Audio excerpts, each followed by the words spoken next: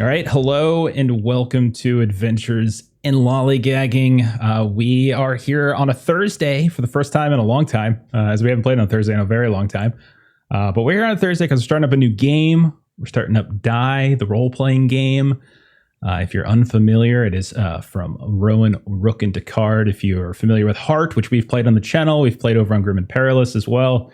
Or Spire, same folks have published it. The game itself, Die, is based on a comic by Kieran Gillen, also called Die. I think it's got the subtitle Fantasy Heartbreaker, which I think a few people in the game have actually read, so that's pretty nice. But if you're unfamiliar completely with it, it's sort of like, at least the way I've pitched it to other people, is like It meets Goonies, like, or Chronicles of Narnia, or like Neverending Story, or whatever kind of tonal juxtaposition. But it's kind of meta in some ways. Like it's very self-aware that it's a game within a game kind of deal.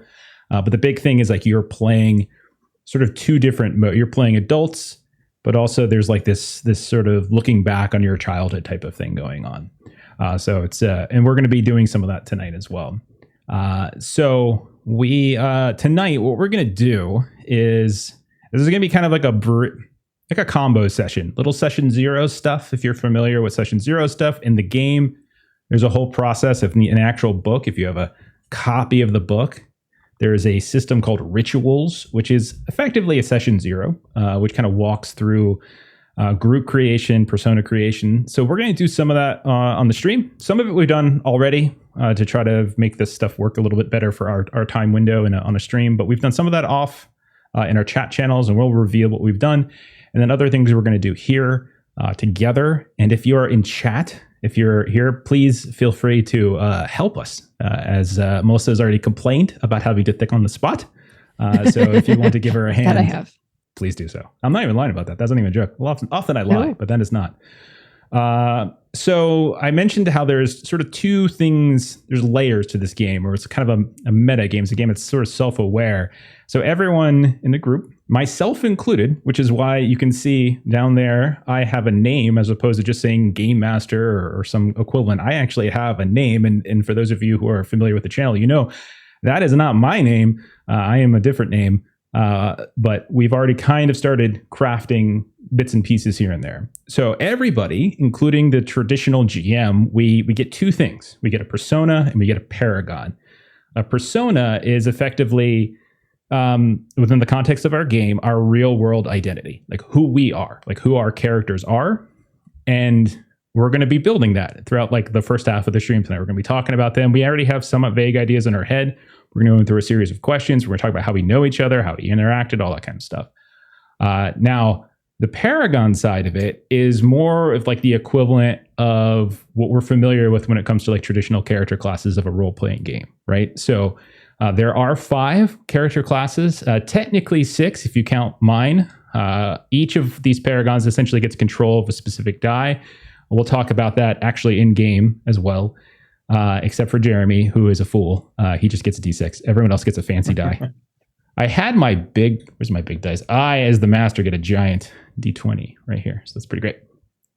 So what we do in the game is we're playing as our personas, but our personas at some point are going to embody the Paragons, like the character classes itself. So there's that kind of weird kind of meta level.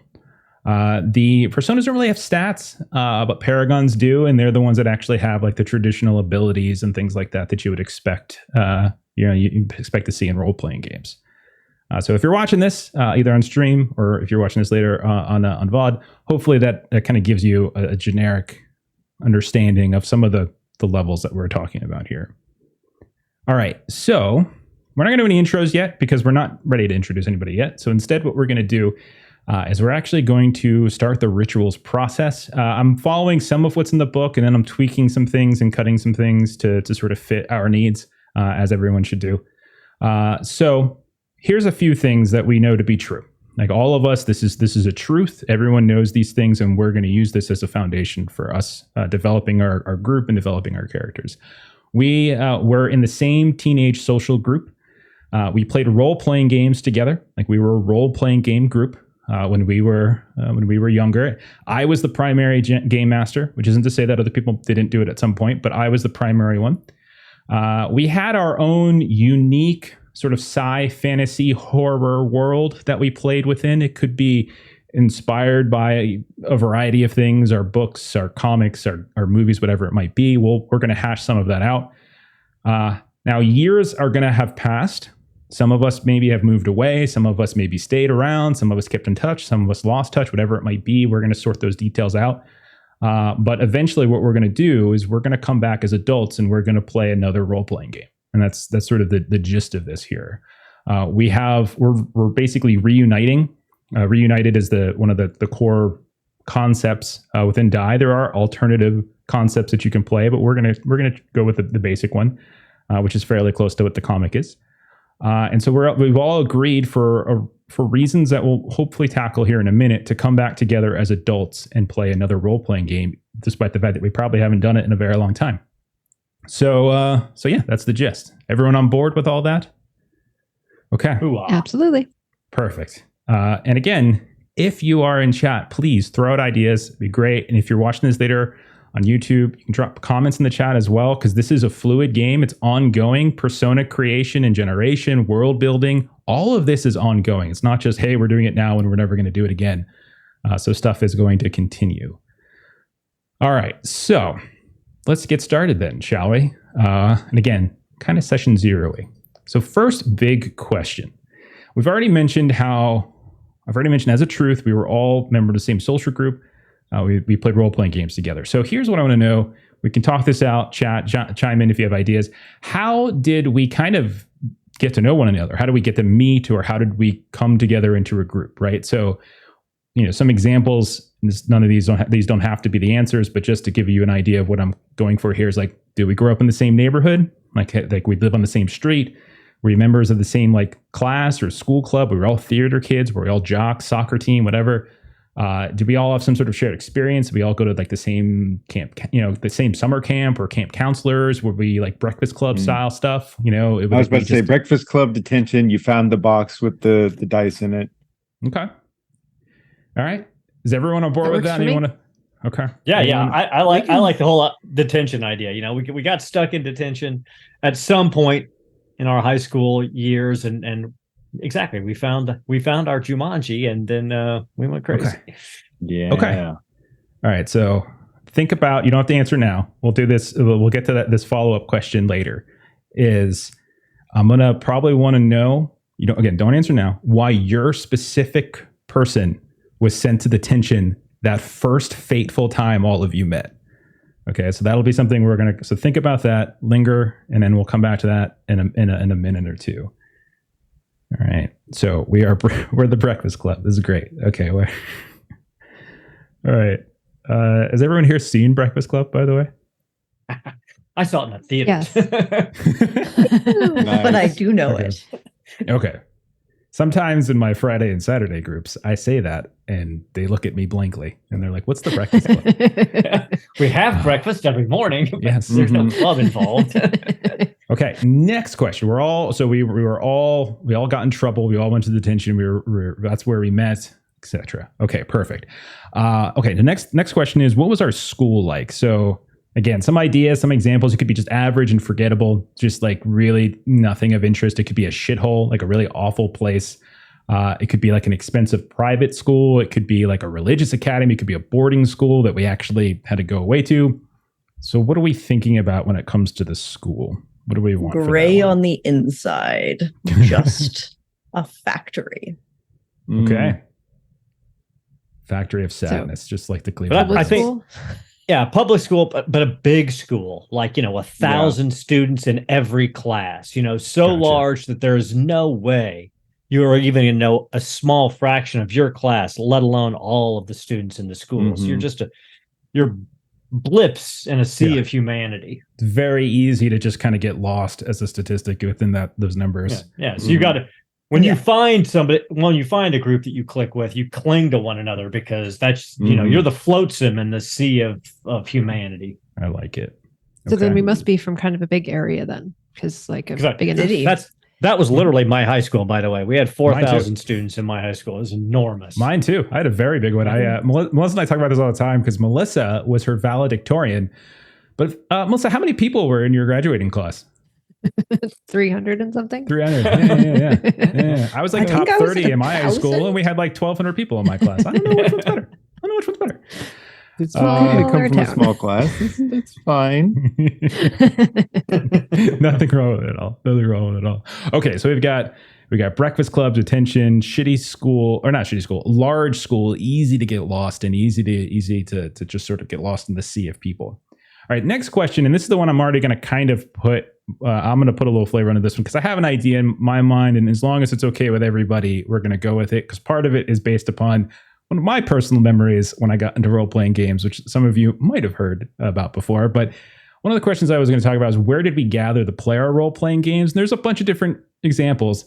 But I've told a story a couple times here and there about one of the first actual role-playing games I was invited to play in was a Vampire the Masquerade game. And I had no idea it was I had no idea what Vampire the Masquerade was. I had no idea what it was. I knew like AD&D. I had like Red Book, all that kind of stuff. Never played it, just sort of made characters. And my buddy and I would like, we would make characters and we'd use our hero quest stuff. And that's how, and we would like battle on that in our own make-up rules. But then I'm like, oh yeah, I know role-playing games. And so I go to a Denny's, not the good Denny's, because every city always has two and one of them's really bad. We went to the bad Denny's and that's where they were playing it. And it was not what I thought it was going to be. It was totally different. And it was fascinating. So if it's okay with you all, I would like to do like either Denny's or a diner. It doesn't have to be like, we're not sponsored. It doesn't have to be that, but maybe that's where we kind of gather like a late Saturday night or a late Friday night, or we go there after detention. How does that sound for you all? That sounds fun. Like some sort of roadside diner, like where they don't get enough people through, so the person who runs it doesn't really care. Yeah. Right. Beautiful. And they don't clean well enough. I love it. So us taking up a table does absolutely nothing to their bottom line. Yep. Okay. So not many customers. Do we got a name for this place? Could be like one of those like really kitschy, like 50s throwback places. Or some nonsense like that. Okay. All right. So what? We can pull Pop Tate if we want. Pop Tate? What? Don't worry about it. No, it's okay. Is that Pops, a Canadian thing? Pops. Okay. It's not. Oh, okay. All right. I'm making Archie comic. I'm making Archie comic references. Yeah, that it's went okay. completely over my head. It's fine. It's really obscure. Okay. Mom's Kitchen. Mama Purdy's. Mama Purdy's. Yeah. Mama Purdy is a character I've played many times. She's one of my favorites. Okay, well, I like Mom's Kitchen. Let's do Mom's Kitchen. I do. Mom's Kitchen is good. Mom's Kitchen. Okay, that's great. Perfect. Thank you, Jen. All right. Let's see what else we got. Any other details that we want to call out about that place? We know that it's not clean. We know there's not many customers. It's very easy for us to find a table. And we know it's a roadside diner. We know it's Mom's Kitchen. Anything else that stands out to us? Something memorable or something noteworthy about it? It doesn't have to be a good thing. Just something that separates this roadside diner from any other roadside diner. Oh, that makes sense. The only roadside diner you can imagine that actually does not make a good banana split. Okay. Somehow she messes up a banana split, which is, I don't even know how you do it. I can't personally imagine how you do it. It's not a complicated process, right? Exactly. So okay, so we got terrible banana splits. Anything else we got? A jukebox that's music hasn't been updated since the 70s. Jukebox with only 70, only like disco stuff, only like it just never gets updated. Oh yes. Hey, you know what? That's my music. All for that, actually. Right. I love all this. I was thinking that maybe go ahead. Like there's someone there that's always there. So whether it's mom or like a waitress or like somebody who's always there. Okay. Good, bad, otherwise, kind of a consistent person. Who's that someone? Who do we think? Do we want it to be the mom of the place, or should we have it be? Yeah, we can do that. Like we might even almost joke, like, does she have a room in the back somewhere? Because she's always there. Just a cot. Okay. And maybe like she kind of has a like a thing where she likes everyone to like call her like ma or mom or something. Like you kind of learn after you've been there for a while that like it's kind of informal thing for her that she likes to wander around, and like everybody, no matter how old they are, whether they're older than her, is still like, but of course, how you doing? Being the jerks the high school kids are, I bet there was a rumor that she must have like killed her husband or something like that. Okay. But I think the real truth should be that her only son died in Vietnam, but she's never told. It's good timing. Something like that. Yeah, that could be why the jukebox has never been updated, right? Yep. Yeah, it's all his favorite songs. Oh, so from chat, we should pick something that they do well on the menu. So they don't do banana splits well, but what do they do well? Like loaded French fries or something like that, or okay, gastronomic nightmare. Yeah, it's just fries. Yes, absolutely. It's just called the Gutbuster. It's this giant plate. It's like a pizza tray covered in. Sometimes it's fries, sometimes it's tater tots. There's a circle of chili in the middle, and then there's cheese and onions everywhere. Oh, kill me. Jalapenos, yeah. When and I it changes was a teen, sometimes. It I might depends have on what enjoyed she this. has. Yeah, actually, it's like her chili. You know, you never know what you're going to get on your loaded fries. But you just sort of Gutbuster. It fills up the center of the table. What content is about to expire at that diner? Mm-hmm. That's what's in there. But it's cheap, perfect, it's tasty, and it's the perfect gaming food. Yeah. It would, for young people. Yes. Okay, so then we've got that. Other things. Were there any? I might come back to this question here and there, but were there any people that maybe wanted to be part of our group, but we kicked them out, or we didn't let them in, or maybe they harassed or something like that? Were any people that we want to throw out there that might have been on the periphery of this group of ours? For some reason, the weird janitor kept being there. Okay. Yeah.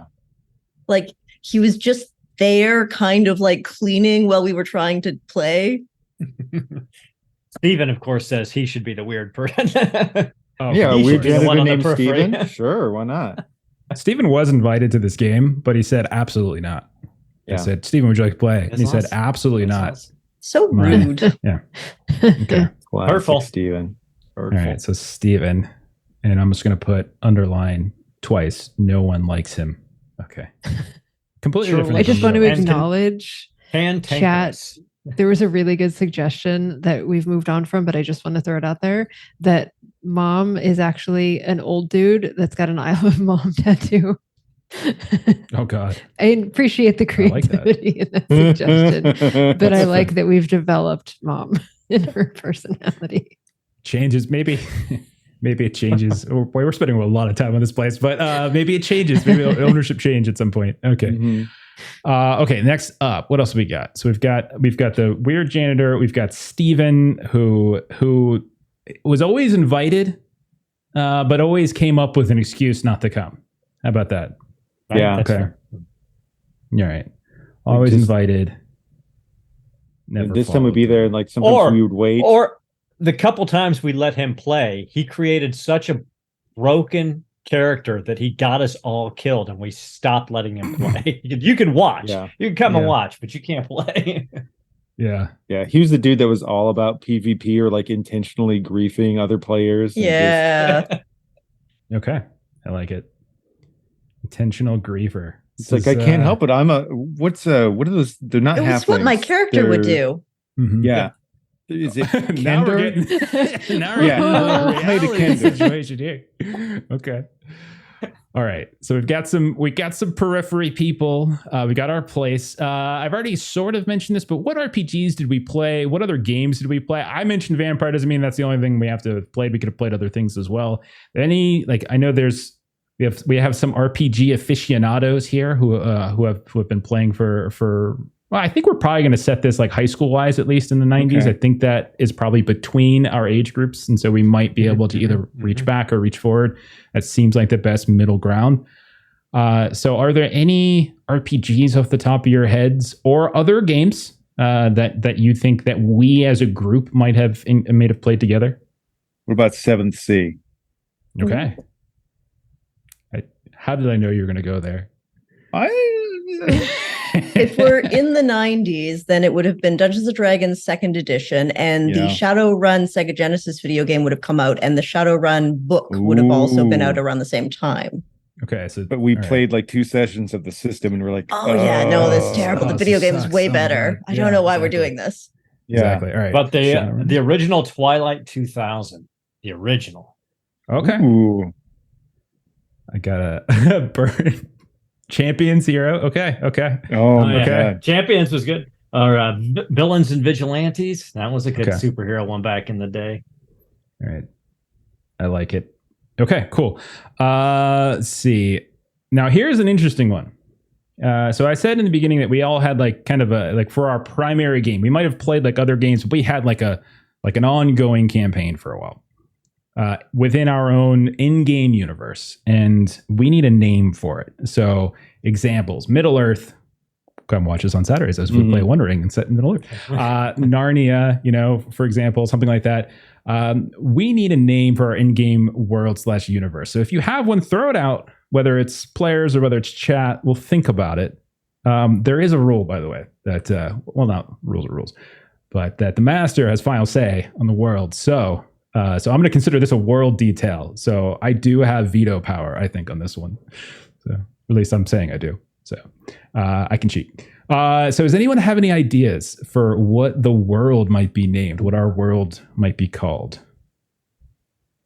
The Walled City. City. All right. Other ideas? Got anything?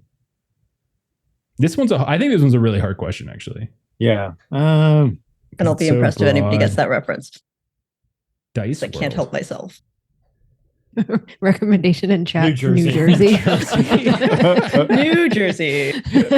That New Jersey devil kept being a pain. Yeah. Oh God. Newer Jersey. Nice. All right. Okay. Upper middle class Earth. Yeah. Cloud Kingdom. We have Neon Cinnamon Midnight as a Downs. recommendation Oh, from man. chat. Oh yeah, I'm writing them all down from chat. Thank Yeah, you. Midnight is fun. So a combination of those two, Midnight Downs, would be pretty cool. For Ooh, like the Midnight dark. Downs. Yeah. Yeah. Okay.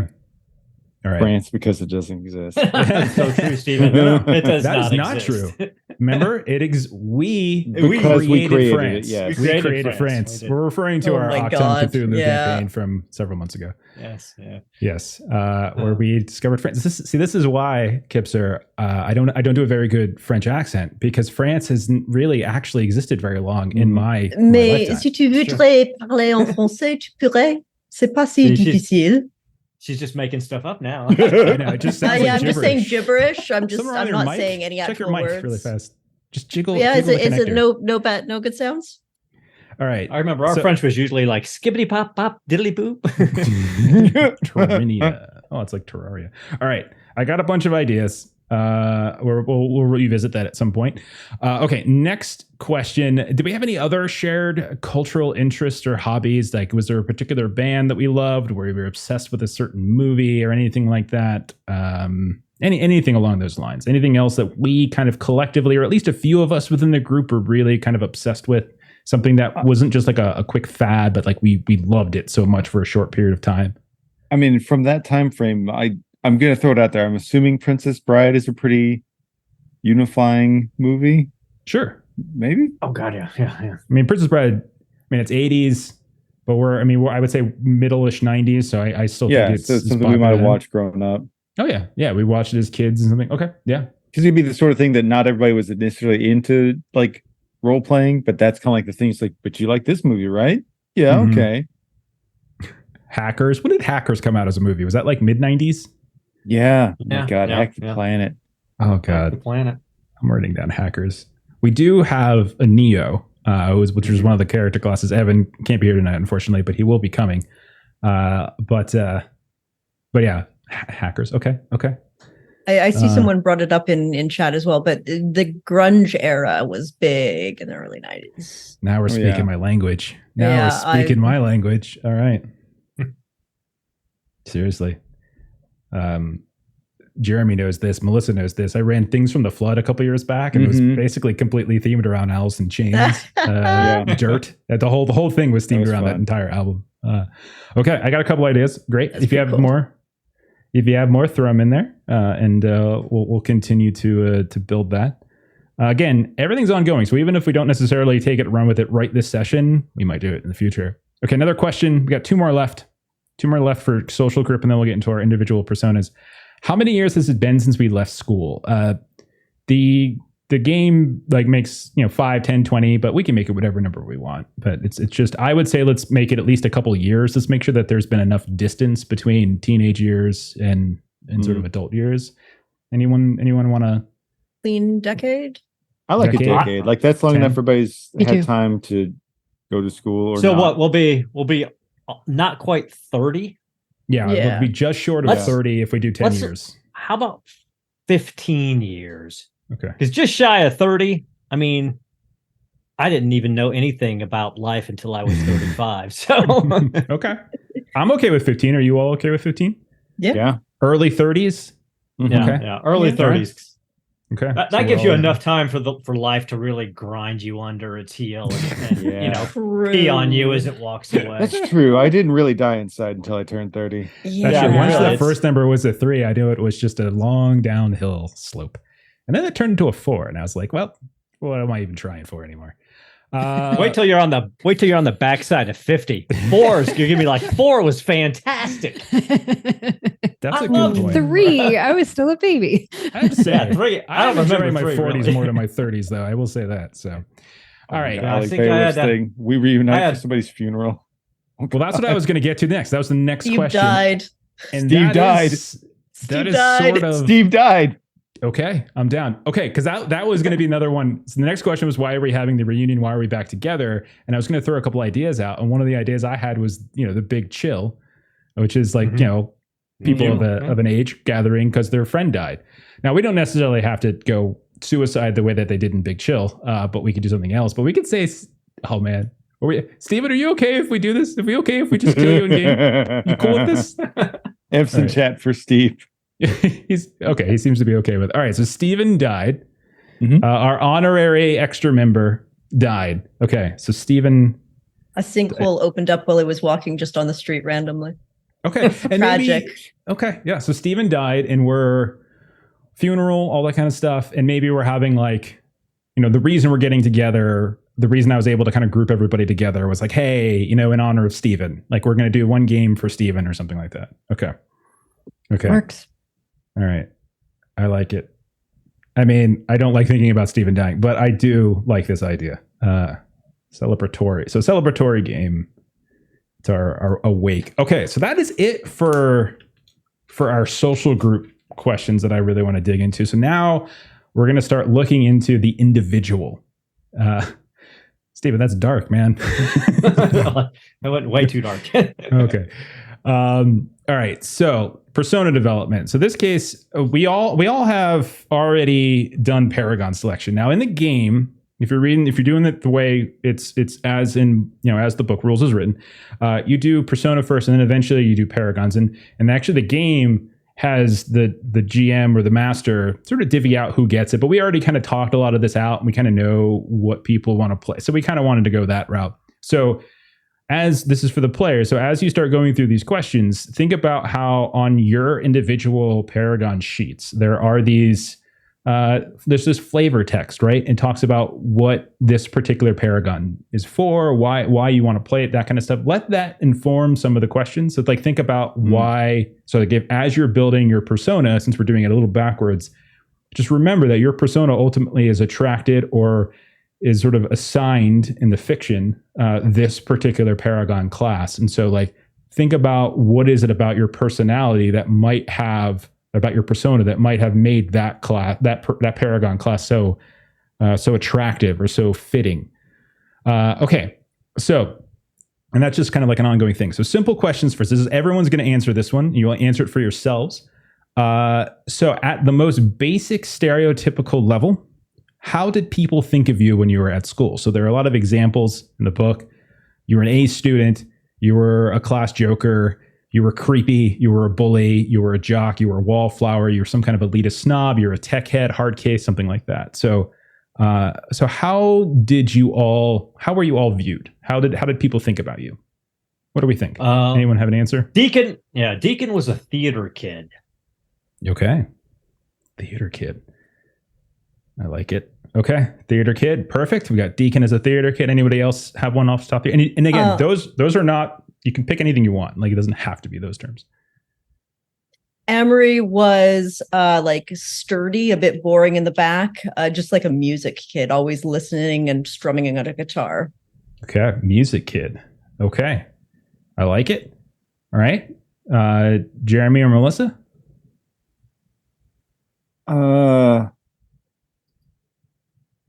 Sean regrets to remember that he was the kid that wore his leather jacket, like football, track, wrestling, and student council. Jock. You're Emilio Estevez. I'm Emilio Estevez.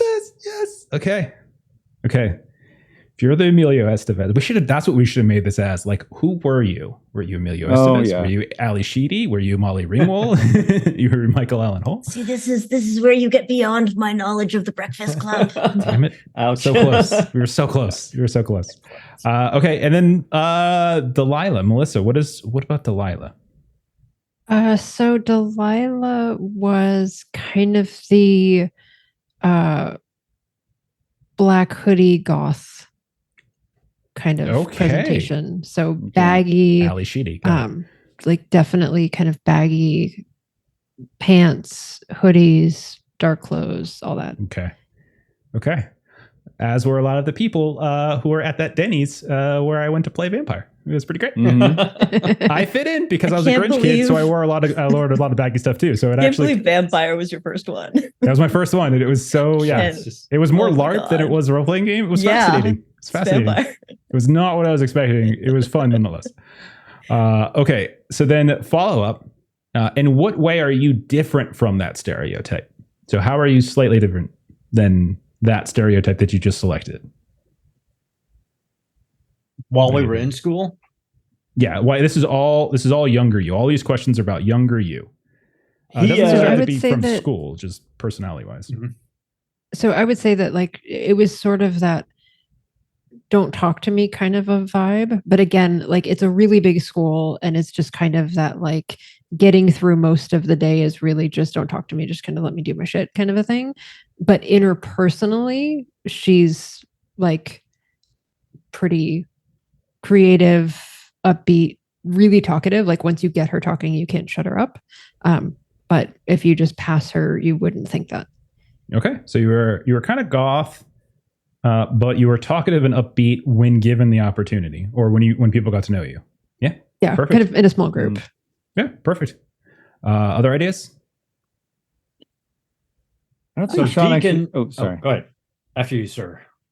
I think Sean was all about like the camaraderie of doing something with the team. He had absolutely no school spirit. Like there wasn't like we've got to go beat, this deal. We've got to go beat Helias. And that would be everybody else in the team's like, yeah, fuck them. And he didn't care. Okay. He joined the team just to go to practice, but he hated going to the actual games because there was no thrill from competition.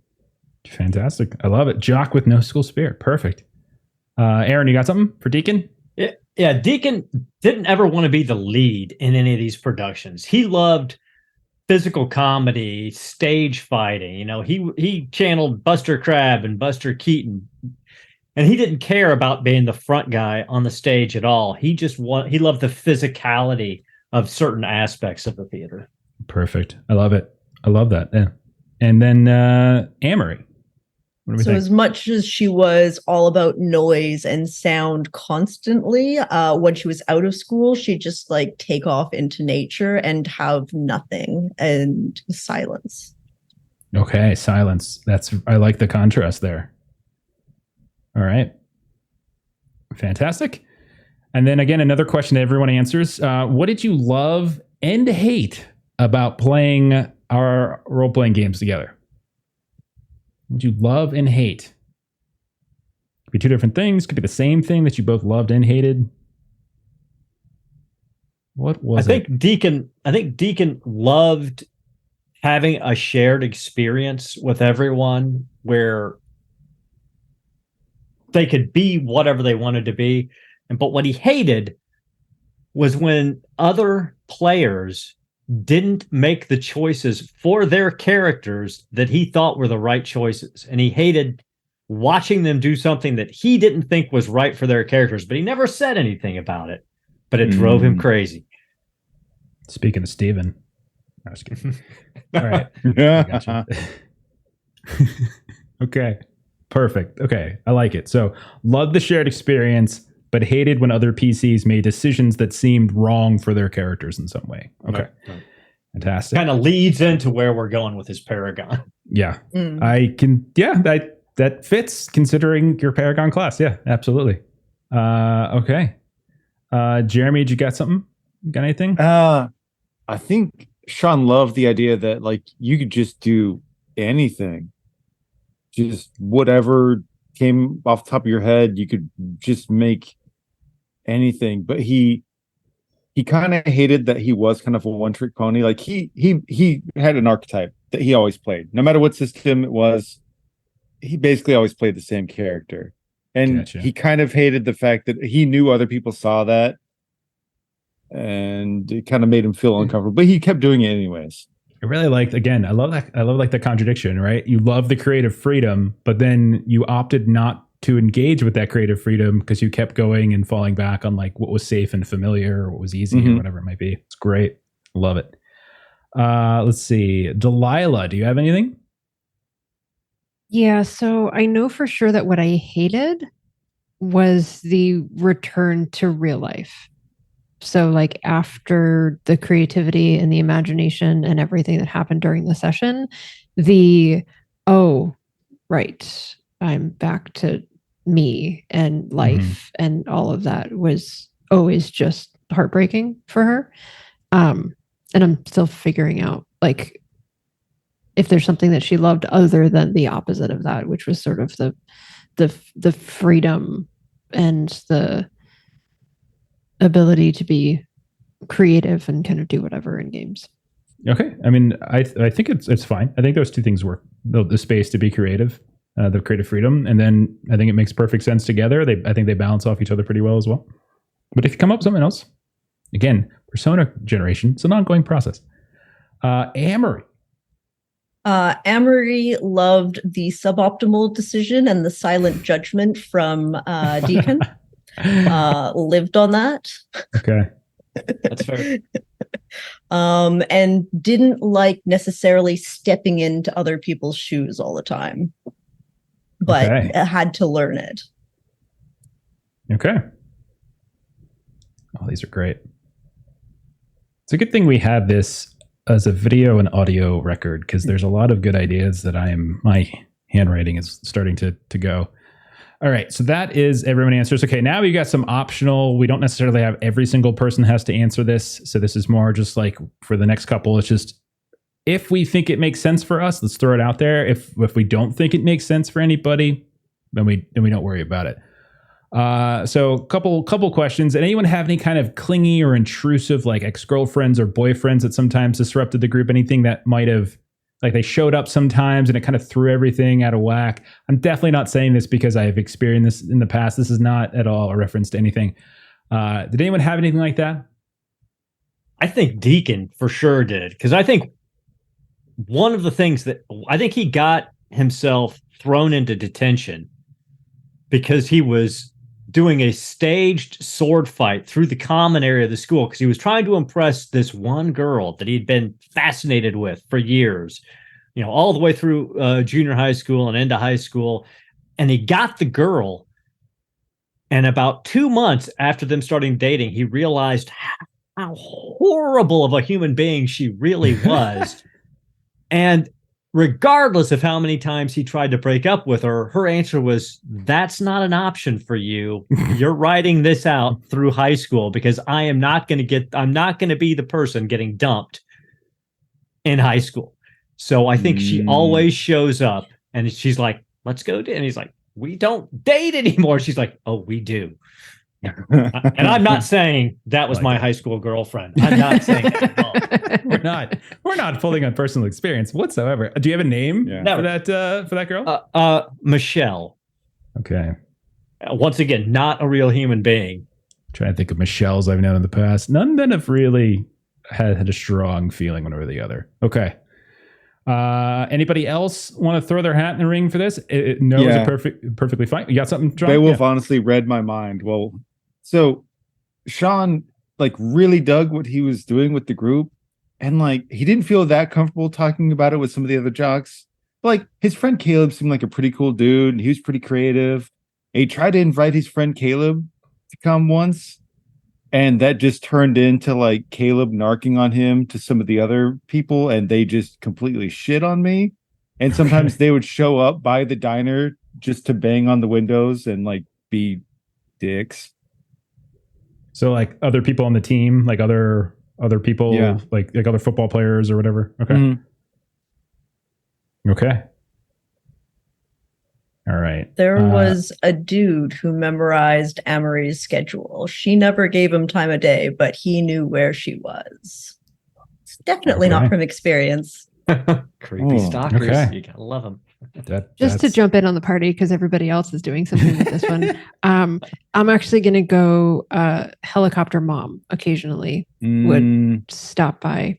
Just somebody checking in, just seeing if we needed anything. Like, did she bring like snacks or like we're already at a diner where food is there? It's not a thing you do.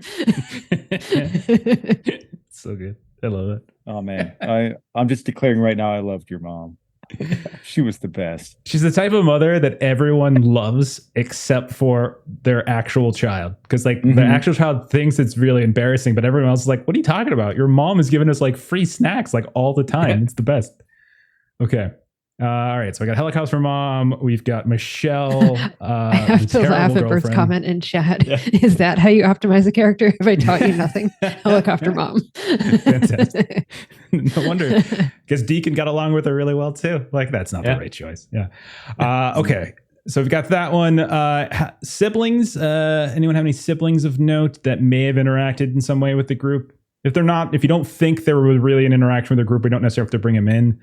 I know that Billy did have an older brother. I'll get to him later, but Billy did have an older brother who was pretty supportive. So probably didn't play in the game, but probably helped him with like painting miniatures or prepping and stuff like that. But I don't think he ever sat in because he was a few years older. And so it would have been kind of weird for a dude in his 20s maybe to come hang out with a bunch of 16, 17-year-olds. That's probably what he thought. So that's for Billy.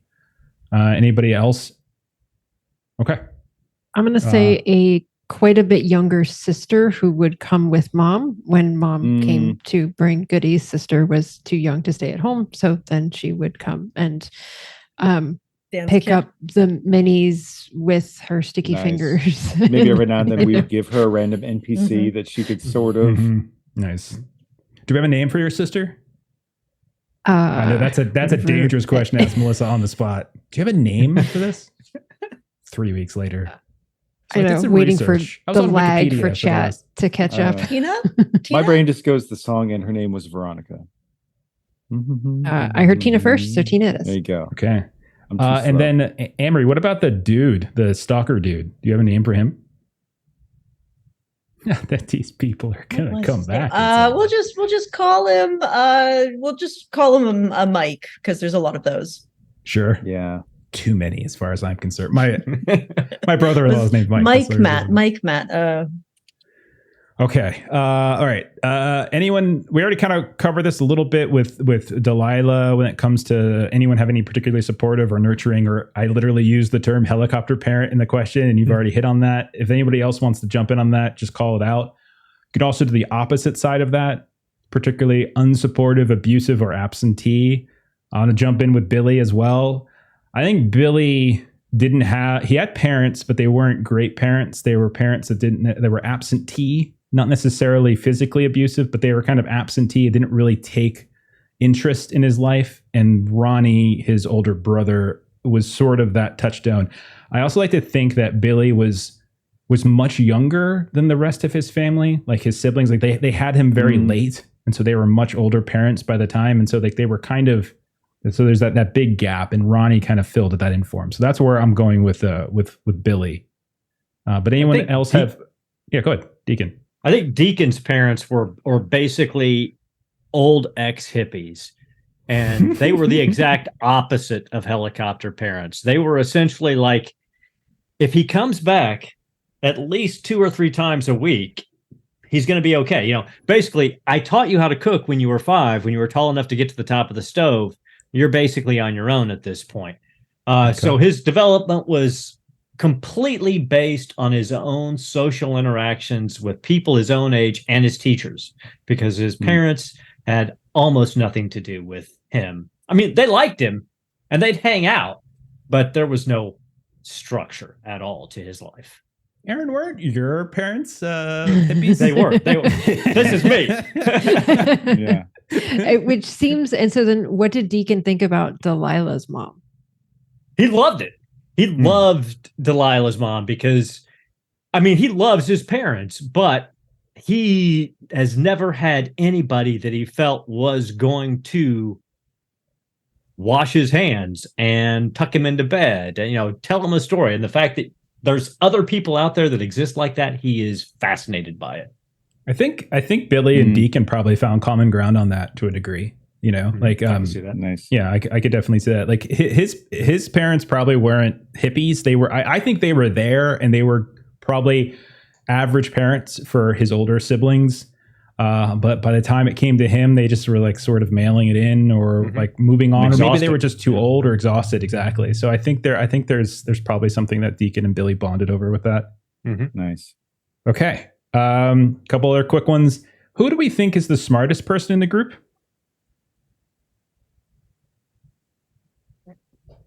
Either Amery or Delilah. It's definitely not Deacon. I would say it's not Delilah. She's much more of sort of the artistic, like. Amery would have been quietly studious. Or Billy. I think Billy would have been very good at math, very good at like engineering, that kind of thing. Probably wasn't.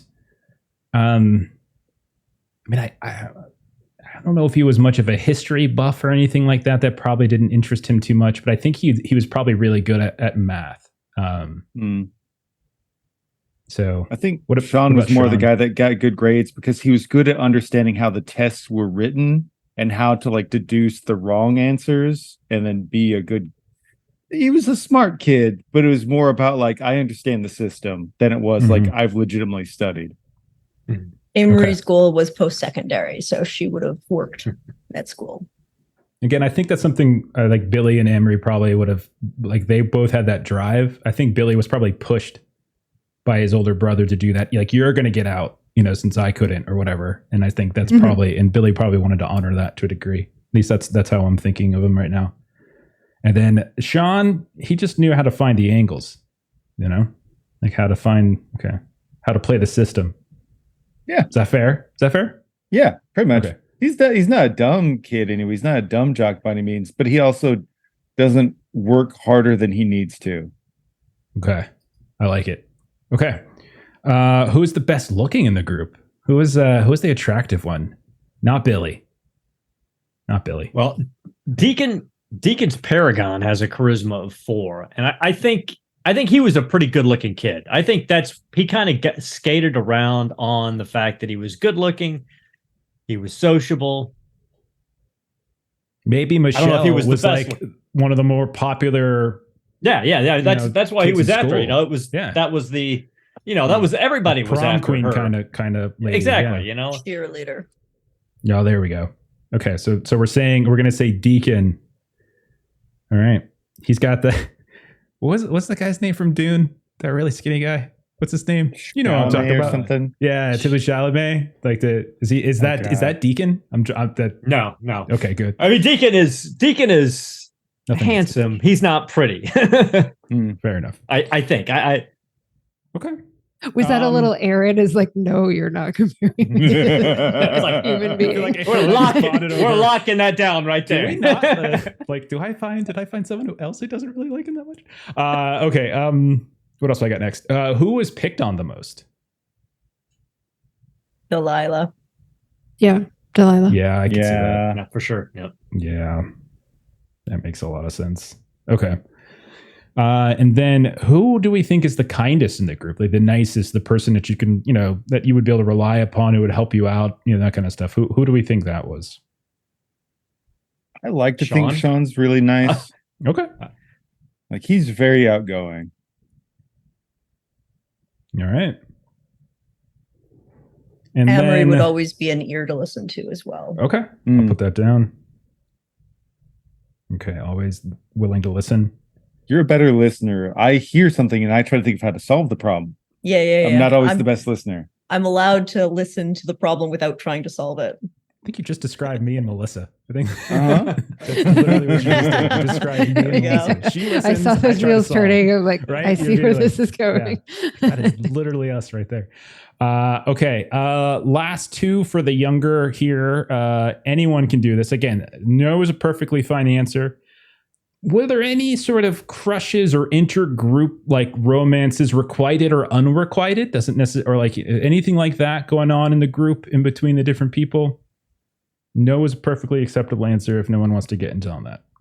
I would say that helicopter mom being who she was and Billy and Deacon being nice to her as they were, my mom was constantly attempting to matchmake Delilah with either Billy or Deacon. She really didn't care which, but it was the constant. She'd come to drop off and be like, "Oh, isn't he so Deacon, cute? How is Delilah playing tonight? Is she doing a good job?" And when I would get home, it would always be like, "Oh, what stories did Billy tell today?" And it was always that, like, this is what she was attempting to do.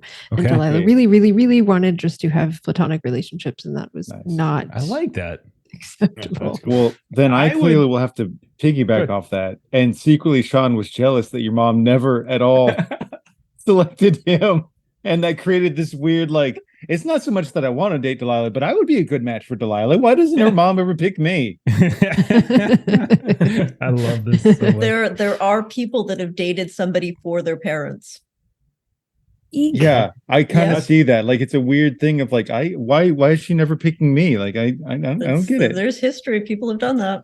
Okay. I think Deacon would often go to Delilah's mother to ask her for advice on how to get rid of Michelle, who never leaves him alone. Oh, I thought we were okay. No. Like a graduate moment for a second or something. Yeah. No graduate here. Okay. For the younger crowd, Stifler's mom, would that be a better reference? I don't know. There would also be a different same version concept. Of that reference. Stacey's mom? Same basic. Well, Stifler's mom is American Pie, so but yeah, Stacey's mom. Oh. Could that too. Yeah, but does she have it going on? That's a great question. She's got a lot of orange slices though. You don't ask the child. You all can answer if she really had it going on. Delilah's mom might be my favorite character that we have developed thus far in this thing. This is great. All right. Last question. Everyone's got to answer this one. Who is your favorite and least favorite person in the group and why? Now, this doesn't mean you have to hate anyone in the group. It just means, who is the person that when that you went to first, or who is the person that maybe you weren't as close to as the others. You can kind of interpret that however you want. It doesn't have to be so extreme as to like, I actively dislike this person, but who is favorite and least favorite? Okay. I might throw it out there that maybe there was a little like maybe Delilah was in that awkward teenage of like she didn't want to date anyone in the group, but if it ever seemed like somebody was flirting with Amery, she would like not be happy. And it was sort of like, not that I want to date them, but oh my gosh, are you actually thinking that this is a thing that would happen? And some of it was sort of just hang out with Delilah a lot because they wouldn't have to talk as much when hanging out with the Delilah. Because I think Delilah didn't want the group to break up. And if people in the group were dating and then something could happen and then things could go wrong. And so it was also this like anxiety about that being a thing. Since we didn't establish that any of us were dating, then that was kind of like... Right. We should also point out that we have Chad as well, who is just going to be Evan's character. Evan couldn't join us tonight. So we house out that. We don't really know a whole lot about his persona. I mean, I know a little bit about his Paragon, but I don't know a lot about his persona yet. But if we wanted to throw that out there as well, that's another option we could say. But we know that he's going Neo, which is sort of cyberpunky, kind of roguish type is sort of that paragon. Okay. You got something? I'll just say that I love Chad because I thought it was super cool, but I probably annoyed the crap out of him. Like constantly compliments, like, "Oh, that's so awesome! That's such a great idea." Shut up, Sean. Okay. Yeah. Okay. All right. So Sean's meanwhile, favorite was Chad. It's not that I disliked Deacon, but he was better looking than me, and I was slightly self-conscious about that. Fair. And like he was kind of cooler than me, and I was kind of self-conscious about that. And he would always point out the stupid shit that I did, and I would know that I was wrong, but kind of hated the fact that he would point it out, and I would feel bad about it, and I didn't like feeling bad about the game. Okay. All right. Yeah. I like it. Jock and theater kid. Just. I also like it how like we're going against type to some degree. How it's like the jock who is like historically or stereotypically like the but like that inner. Like that kind of inner idea of you feeling intimidated by him and not the other way around necessarily. Mm-hmm. Love these contradictions. Okay, so we've got Sean, favorite, Chad, least favorite, Deacon. Delilah, your favorite was Amery, right? I think was that did I interpret that right? Sorry, say that again. Did I interpret like when you said is Amery like your favorite? Is that how you?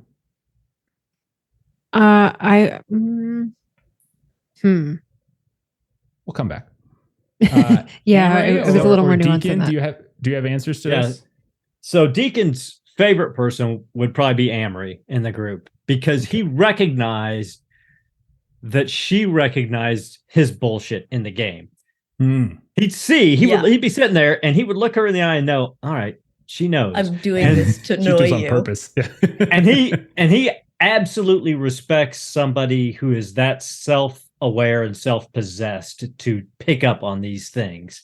Okay. Because controlling people is at the essence of what he is. So he really and his least favorite was Sean for the very reasons that Sean has Deacon for his least favorite. Okay. It drove him crazy when Sean would do stupid shit in the game and never change. He would be like, if you just did this, and it never happened. So he would be like, not that he hated Sean, obviously. It was just he was most frustrated with Sean within the game. Okay. I like it. Yeah. Very nice. I like there's a rivalry there in a way. Okay. Amery, do you have any ideas? Amery's favorites would probably be Delilah and Deacon because they talk a lot and then she doesn't have to fill in the spaces and she can just let that happen. And probably she didn't like maybe Chad as much because he wanted to always bleed in science fiction into his fantasy. And at the time, she wanted to keep those very separate. Sure. Don't forget, Billy's around, guys. That's fine. I don't know. Well, and that's fine. I was actually going to say that Delilah just tell was... Evan, I'm sorry, your favorite person is Billy. Like that's just what we decided. You like me the best, Evan. That's what it is. Go ahead, Melissa. I'm sorry. Oh no, I was just going to say that I would say that Delilah was probably jealous of Billy because like everyone was always like Billy was kind of forever GM. Everybody always wanted Billy to GM. Everybody was always like, oh, he's got, such good ideas. And, kind of that, like, even if something cool happened during the session at the end of the night, everybody would always be like, oh, like, thanks, Billy. That was so much fun. And like, she also kind of had that creative bent to her. But it was sort of kind of in that box of like, you're a player and like maybe other people had GM'd from time to time. But sort of nobody ever thought that would be something that like she would be good at. So Billy was your least favorite. Okay, Melissa. Okay. Yeah, that's but in like a... No, you said it. It's fine. It's fine. Okay. Let's see. Who gets the couch? It's such an uncomfortable couch to sleep on too. Let's see. I see. Who would Billy consider his favorite and least favorite? I think of all of you, which of you would be the ones who liked puzzles and like the mechanics of the game? Like who would probably kind of skew in that direction? You like the sort of min-maxing, the mechanics of it, the puzzly nature of it, the numbers of it. Like, is there anyone who might like that more than others? It depends. Would Deacon, you like? Go ahead. Sorry, go ahead. Yeah, I was just going to say, I think elements. I think Deacon would like the understanding how things work, because that's at the heart of everything that he does, is understanding how something is going to work so he can change it or control it. Sean, what were you going to say? Sean, on the opposite side, be like, okay, well, it says this ability does this, but what if you try to apply it this way? Right, and he was really into it, but he was always trying to like come at it from a different angle. Least favorite. Got it. No problem. You have won that easily. Nice. Amery would be about the puzzles and the war game tactics, not necessarily the RP. Yeah, I would definitely think that then Billy would probably lean towards the Amery or Deacon. Those would probably be his favorite for a couple of reasons. It sounds like because Billy and Amery probably bonded over like scholastics and stuff, and then I would say Billy and Deacon probably had that same sort of family life, and then you add in the extra component in the game. I think the two of them would probably a little bit more. Plus, Delilah hates him, and Sean, there are rules, okay? Just rules, man. Okay, just follow the freaking rules. They're right there, raw. Okay, raw. We're playing this raw. Delilah secretly wants to be Billy. Yeah. Well, you can't. Okay. All right. Next up, we're getting closer to the end. Now we hit the big questions. So the first question, and everyone's going to get one of these. Okay, one of these, and I don't know which one you're going to get because I'm going to roll it randomly. I've already done one for myself just so I can sort of explain how it's going to work, and so you can kind of see how I do it, and then you kind of go with you all. And there's a couple of different questions. There's only one that's repeated, and then remember this. Write this down. Think about this pretty carefully. So let's see. I'm going to roll randomly because I don't know who's going to get what. So I just want to. All right. So the first person is going to be, who do I got? Okay, Kipser. Kipser, you're going to get the first question. So I'm going to give you a really big question, and you're just going to answer it. And you don't necessarily have to go for any of the examples. You can kind of do whatever you want. So the one I did as my example, I had something which was especially important to me. What was it? And I've already hinted at this. And so like some of the examples were things like dazzling good looks, teenage lover, really popular, supportive family. And so for me, I'm picking my older brother, Ronnie. That's what I had that was especially important to me. Simple, easy. For you, Amery, the question is, you had a significant gift at school, something that with real potential and everyone was aware of it. What was it? Amery was incredibly smart. She probably excelled, especially in the sciences, geography and physics. But she was probably top of the class in most sciences. Okay, so intellect, specifically scientific. I think it's probably another thing that, like, as we get into the education, where Billy wasn't so much science as he was engineering and math. So, like, I think knowing what I know about your character, yours seems to be more into the physical world, and Billy was probably more theoretical maths and stuff like that. Like natural sciences, especially, and probably she was very good at taking pictures of the natural world. In that as well. Okay. All right, perfect. Let's see, who's going to be next? Again, we're going to just do this random. Kipser comes up twice in a row. Of course she does. Okay, so the next question is going to be for Sean. I'm the best. Sean, you had a goal in life. What was it? And so examples from the book, again, feel free to go off the board. You wanted kids and a family. You wanted to be successful, or you wanted to be like a rich entrepreneur. You wanted to turn your passion in life into something, you wanted to get the hell out of this town and never look back, etc. So what was Sean's goal? And again, this is you're answering as like being young right now. Being young, Sean had a military dad, and he had it in his brain, like, I'm going to go to ROTC, I'm going to become an officer, and I'm going to like follow in his footsteps. I'm going to be a very solid, salt of the earth dude, and I'm going to be a goddamn American hero. Yeah, okay. That's what I'm going to do. All right. I think that's phenomenal. My grades are good enough. I'm athletic. Like, clearly, this is going to be so easy. It's going to be a cakewalk. That is absolutely phenomenal. All right. Let's see. Do we want to do? I'll save one of these. I got to save one of these for Evan. So we'll just do the next one. Same question to Delilah. You had a goal in life. What was it? So if I can kind of go backwards just a little bit, Sure. So a little bit before the events of when we were playing as a teenager, she had always been creative, but she also was into like track and those types of things. And so like that was something that she wanted to pursue, because she didn't necessarily think that like art was a fun thing to do, but not like she didn't see a path of what that was going to do.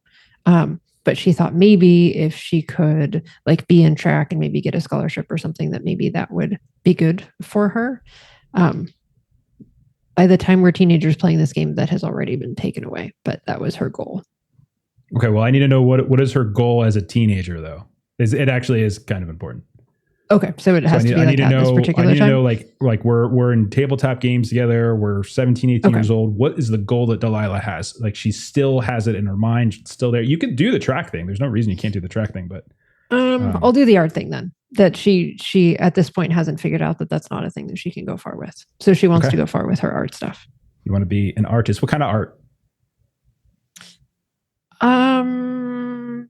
She does more like collage type creations. So it's not so much drawing. It's more like collage sculpture type things. Okay. Perfect. Got it. All right. Next question then is for good old Deacon.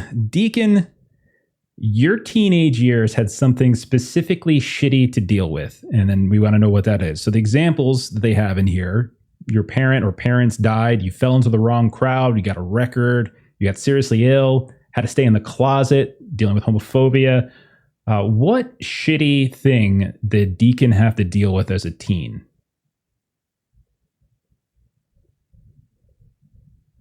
I think as a teenager, well, during this whole game time, his father was in a car accident, that it was his fault, and he was driving under the influence, and he killed the family in the other car. And one of the people in that other car was a classmate of Deacon's. So it affected his school life. It affected his home life. His father went to jail for vehicular homicide. And that completely changed the end of his high school life and how he had to manage his life, because he at that point, not only was he going to school, he had to go to work because he had to help support his family. So that one moment in time completely changed his teenage years. Fantastic. I love it. Very good. All right. Now we get to cycle back to these exact same questions, because now we're going to answer these questions as an adult.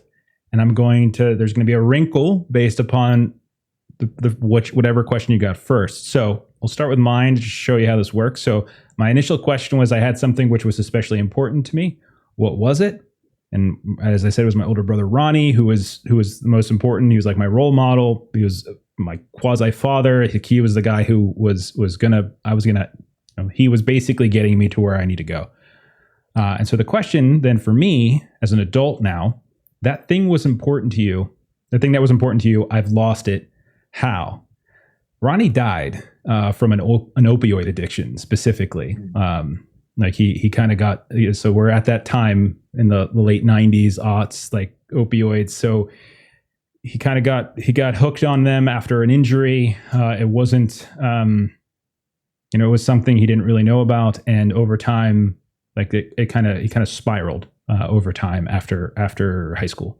And that's, so Ronnie so as an adult, 15 years later, in that 15-year interim, Ronnie has passed.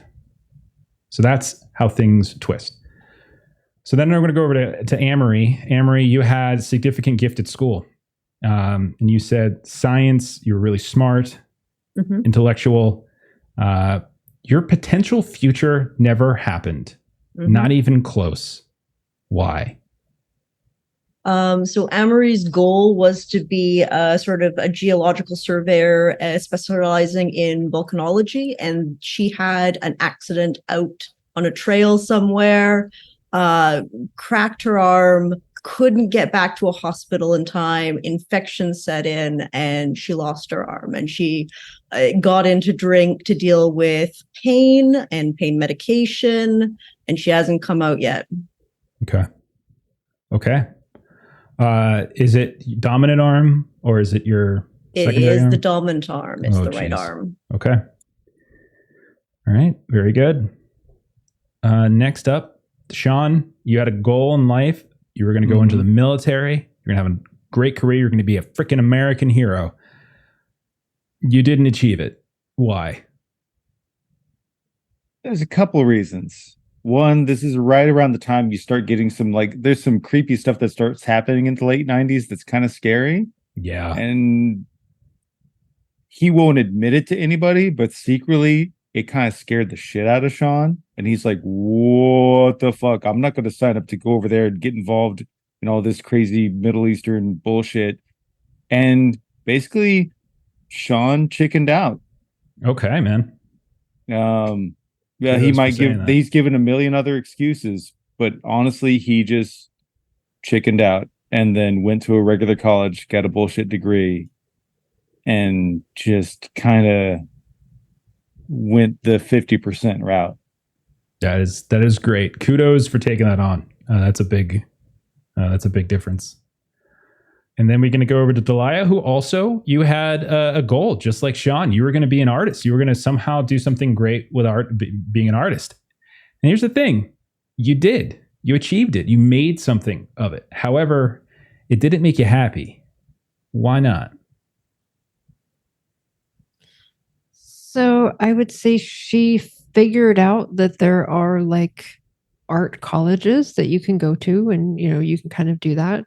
And I might need folks' help with this, but at the end of it, she's doing something that's a little more on like the mass-produced kind of direction, where she really imagined herself as sort of like, having shows and, Friday night art walk types of venues and kind of having her things. And what she's doing is far more commercial.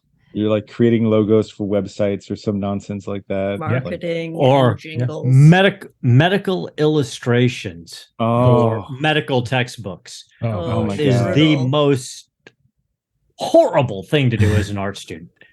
Trust me with on that? this. You okay with that, Melissa? Like all these these suggestions? You can weave it together. For reasons I haven't yet revealed, I will veto the last one. For kind of the physical piece. But I like sort of the just commercial marketing type things where, like, financially, sure, like she seems like she's doing well, but just the things that she's churning out is just like she's a cog in the capitalistic wheel, and she really wanted to be the artist who just made stuff that made people happy. Okay. And then we're going to go to Deacon. Deacon, you had something shitty to deal with. Your father got in an accident, drunk driving, killed one of your classmates. You kind of became a pariah because of it in some ways. Mm-hmm. Your dad went to jail. So that thing that made your life bad then, it still affects and haunts you today somehow. So how is it still impacting your life? So I think Deacon, having to go to work, having to make money, had no skills for making money. And he would visit his father in jail. And his father was protected in jail by the organization, by organized crime. He had the right look. He had some skills. And so Deacon got pulled into that world to make money to support his family. And he's still trapped in that life. He works for a capo. He's like the concierge of a capo of a local outfit, and he hates it. He's very good at it, but he hates it. But he doesn't see any way out of it. His father's still in jail, but that's not even the factor anymore. The factor is once you're in the life, you don't leave the life. He's getting pressure from the feds. It's just that entire lifestyle is sucked him in, and he's in that black hole and can't get out. All right. Fantastic. Okay. So we've got some final questions. We're going to go through these really fast, and then we're going to move in. So we got quick ones here. Some of you have already answered these questions too, but if there's anything that we didn't cover previously, we'll hit them now. What do you do now? Do we know what everyone does now? Deacon, we know it. We just heard it. Billy works in elevator repair. So he didn't really become the genius mechanical engineer, but he's still sort of on the periphery of the field, deals with elevator repair, installation, that kind of stuff. So that's what Billy does. Anybody else? Just like a forest ranger out getting drunk and not really doing their job. Okay. Bad forest ranger. Okay. Sean, what about you? I am a call center customer service supervisor. I hate my life so much. Very that's safe. Brutal. Very safe job. Very safe. It's very safe. Yeah, Sean just went the safest, most vanilla route, and he hates himself for it. Okay. Delilah, do we know what Delilah does? Commercial artist, right? We know that? Yeah. Okay. Advertising firm stuff. Anyone married? Yeah. I don't think Billy is either. Divorced. Sean is divorced. Okay. Did Delilah ever settle down? No. Okay. Anyone have kids? No one's got kids. Okay.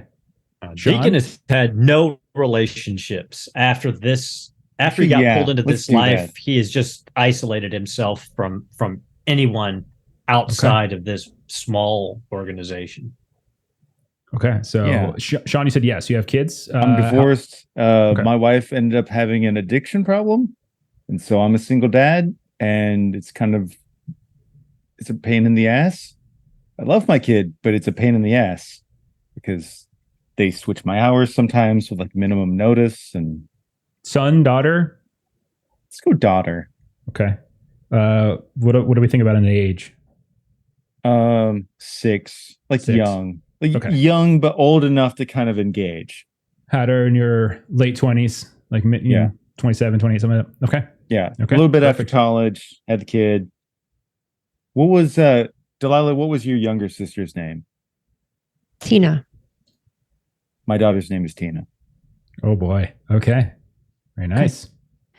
For Delilah, I might say that maybe she's like newly in a relationship with someone that has a kid.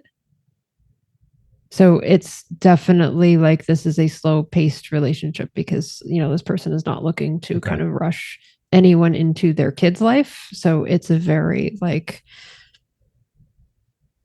slow paced kind of a early situation. Stages of like possible stepmom future for Delilah, but not like, okay. I'm seeing it. Yeah. Okay. Some of these things I think we've already had. Biggest responsibility in your life, Sean, would we say your kid? Is that fair? Definitely.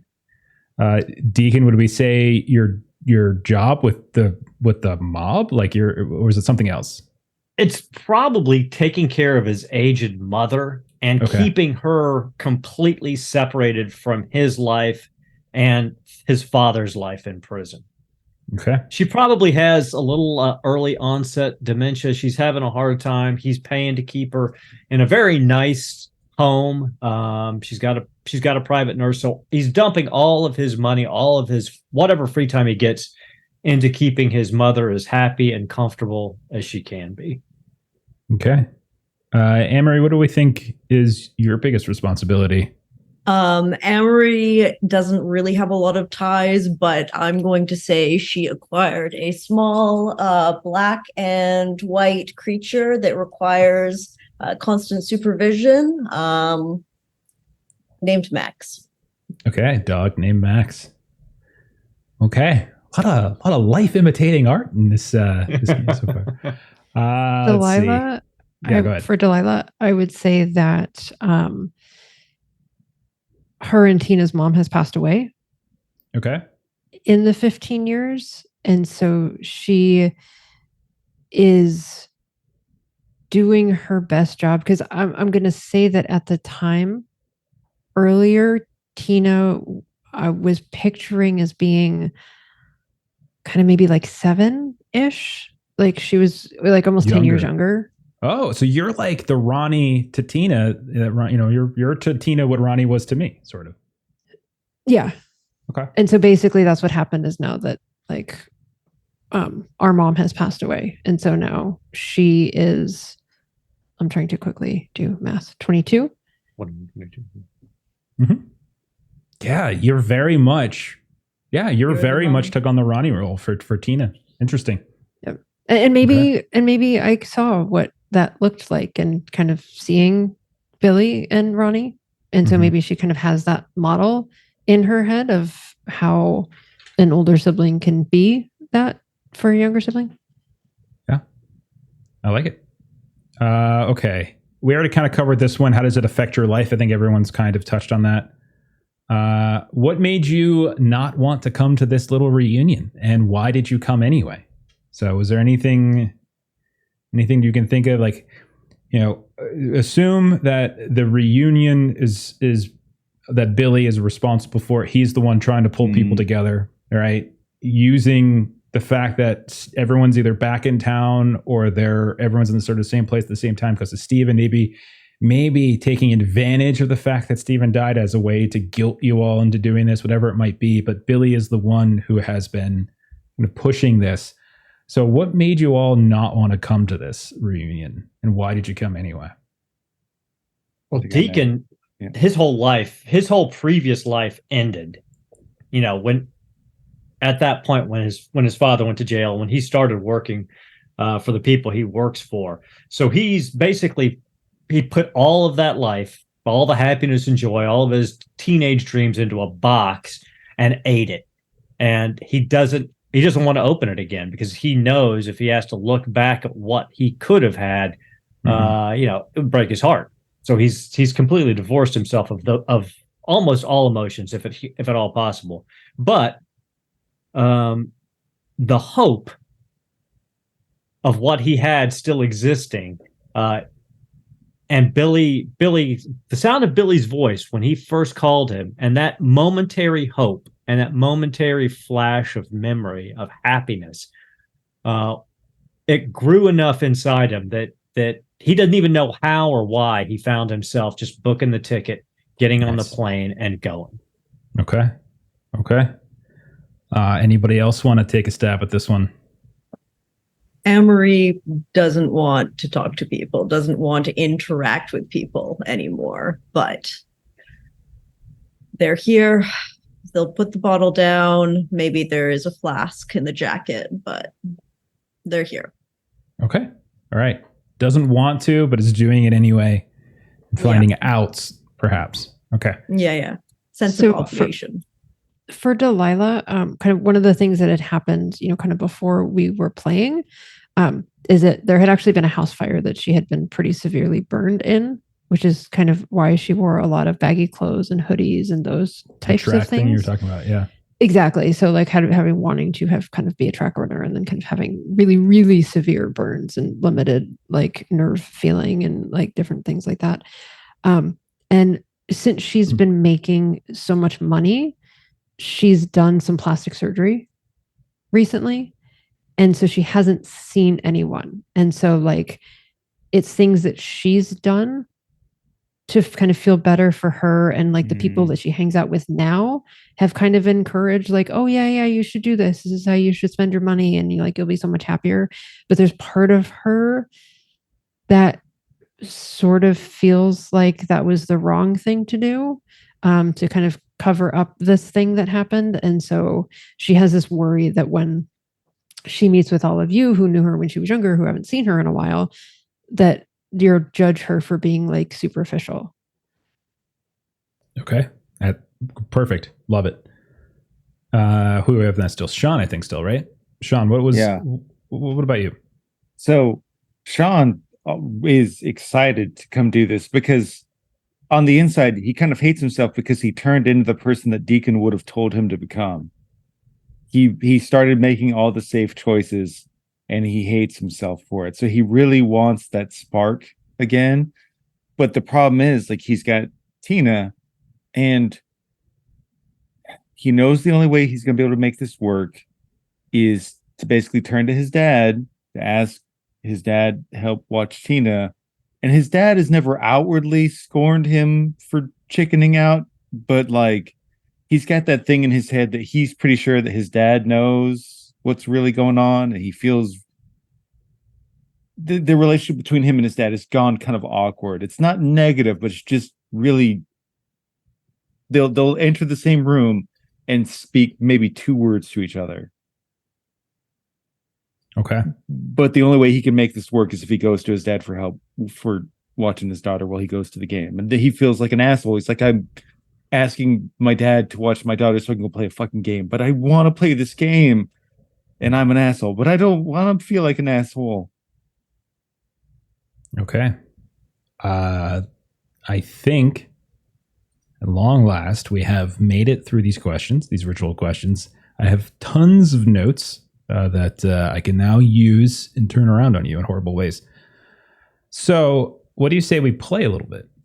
Now in rituals, there are far more kind of stark divides and stuff. We'll make ours a little bit more murky, but we are actually, I think, going to dabble for a little bit.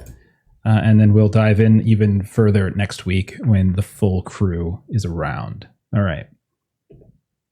So we'll assume then at this point, we are now embodying ourselves, Billy, Delilah, Amery, Deacon, etc. So we are adult selves. We are in our early 30s, and that's who we are now. So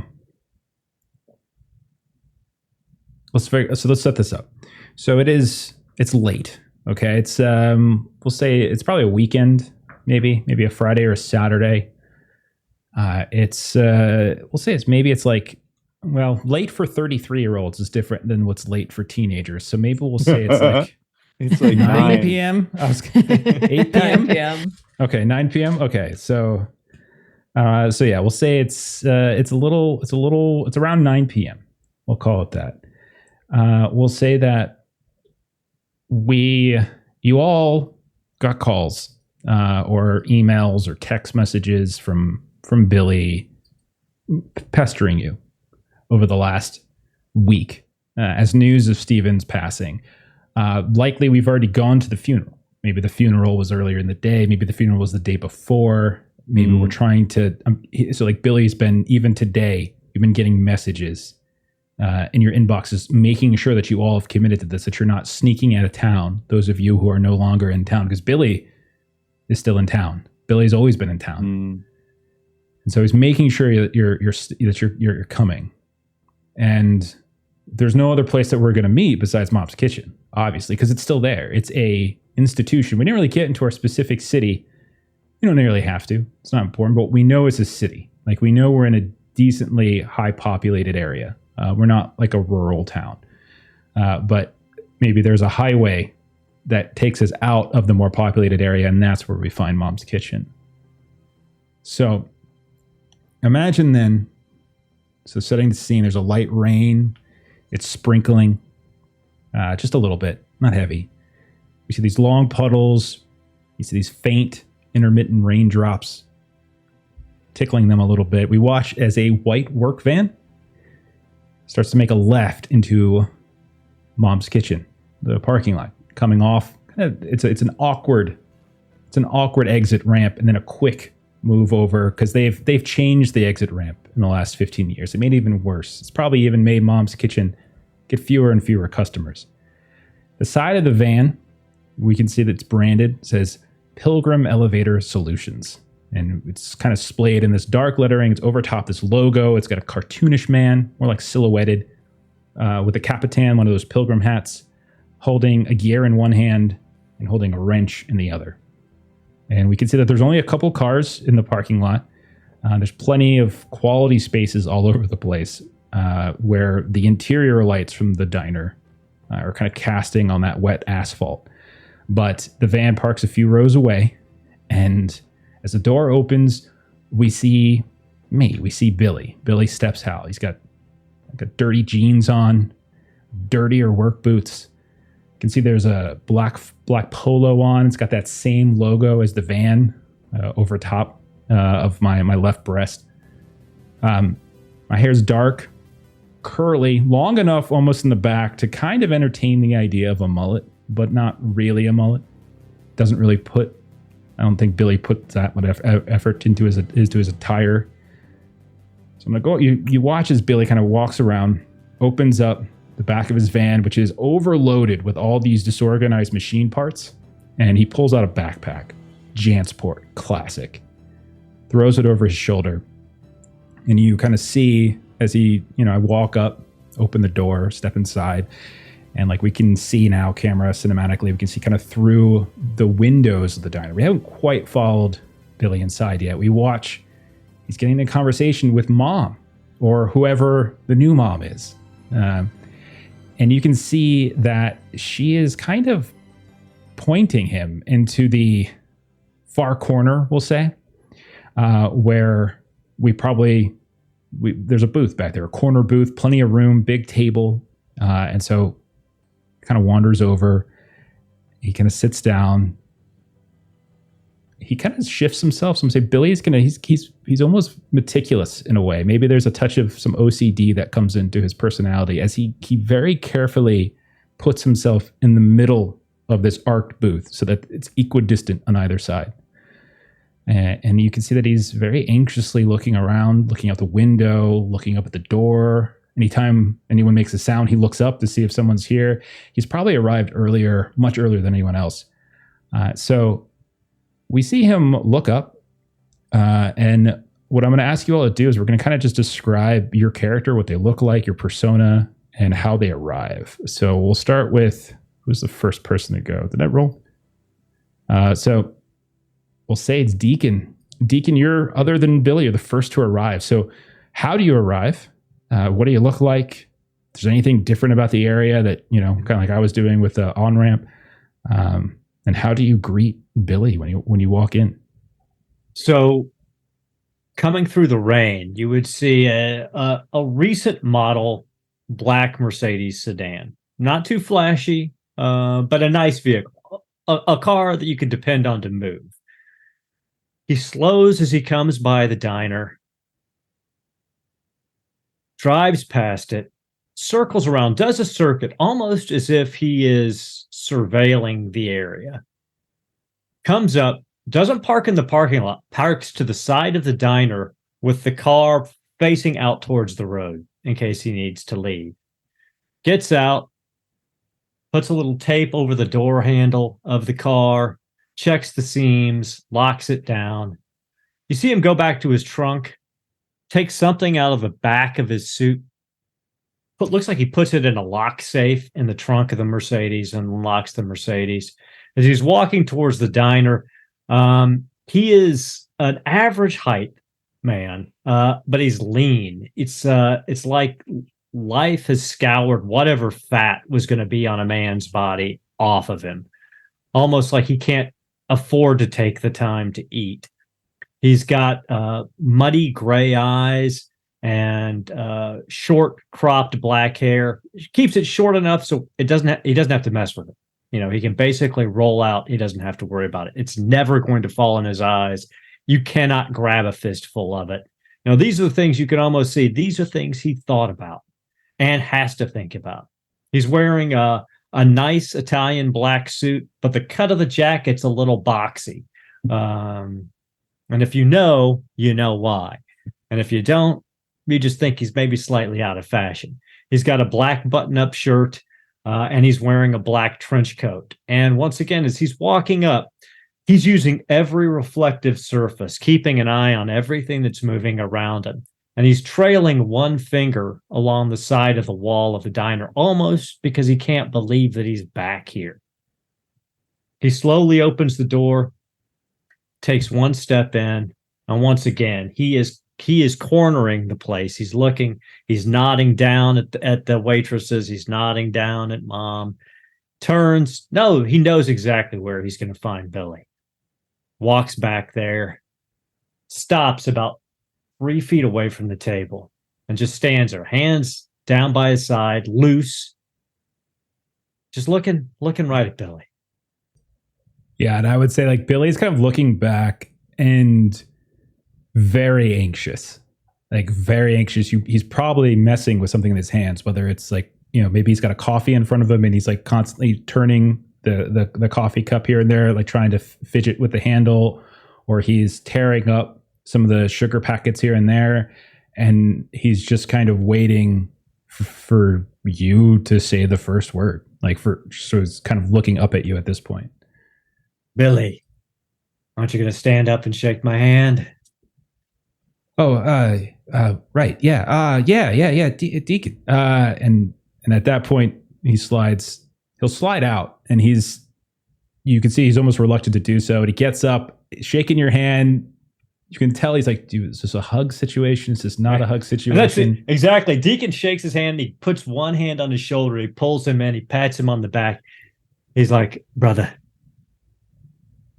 you are the sight for sore eyes.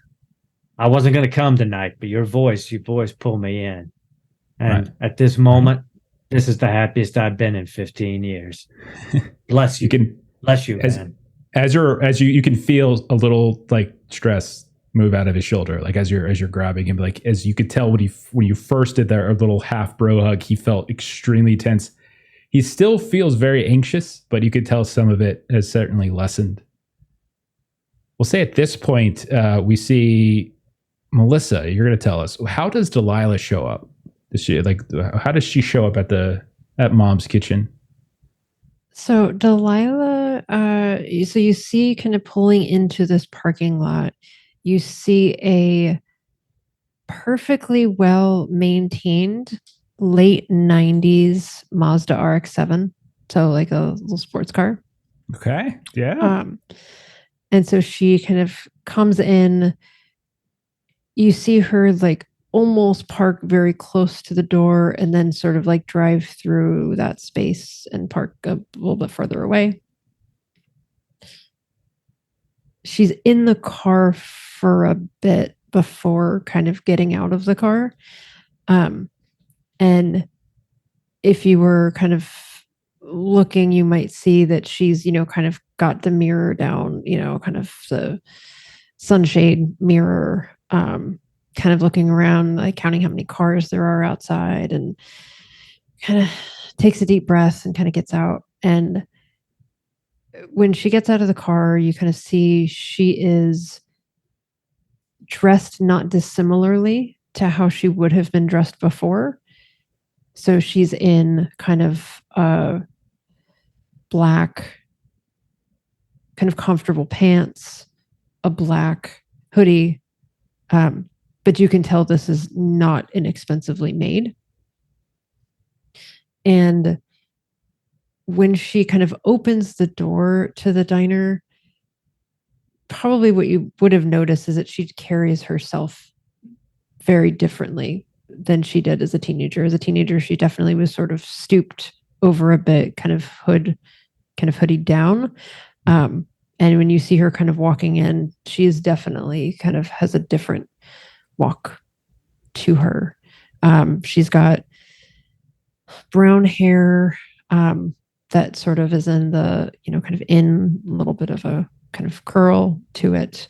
And she kind of looks around, and you kind of see a brightness when she sees Billy and Deacon.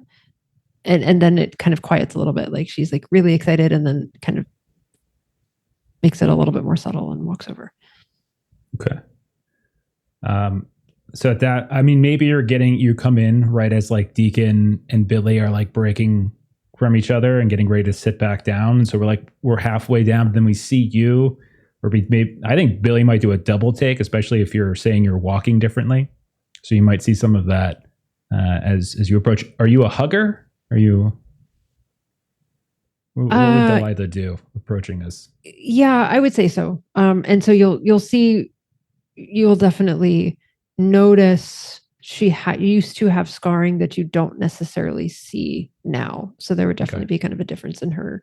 But yeah, I think she hugs almost to delay the conversation a little bit, that she'll kind of come over and definitely Billy first, walk over,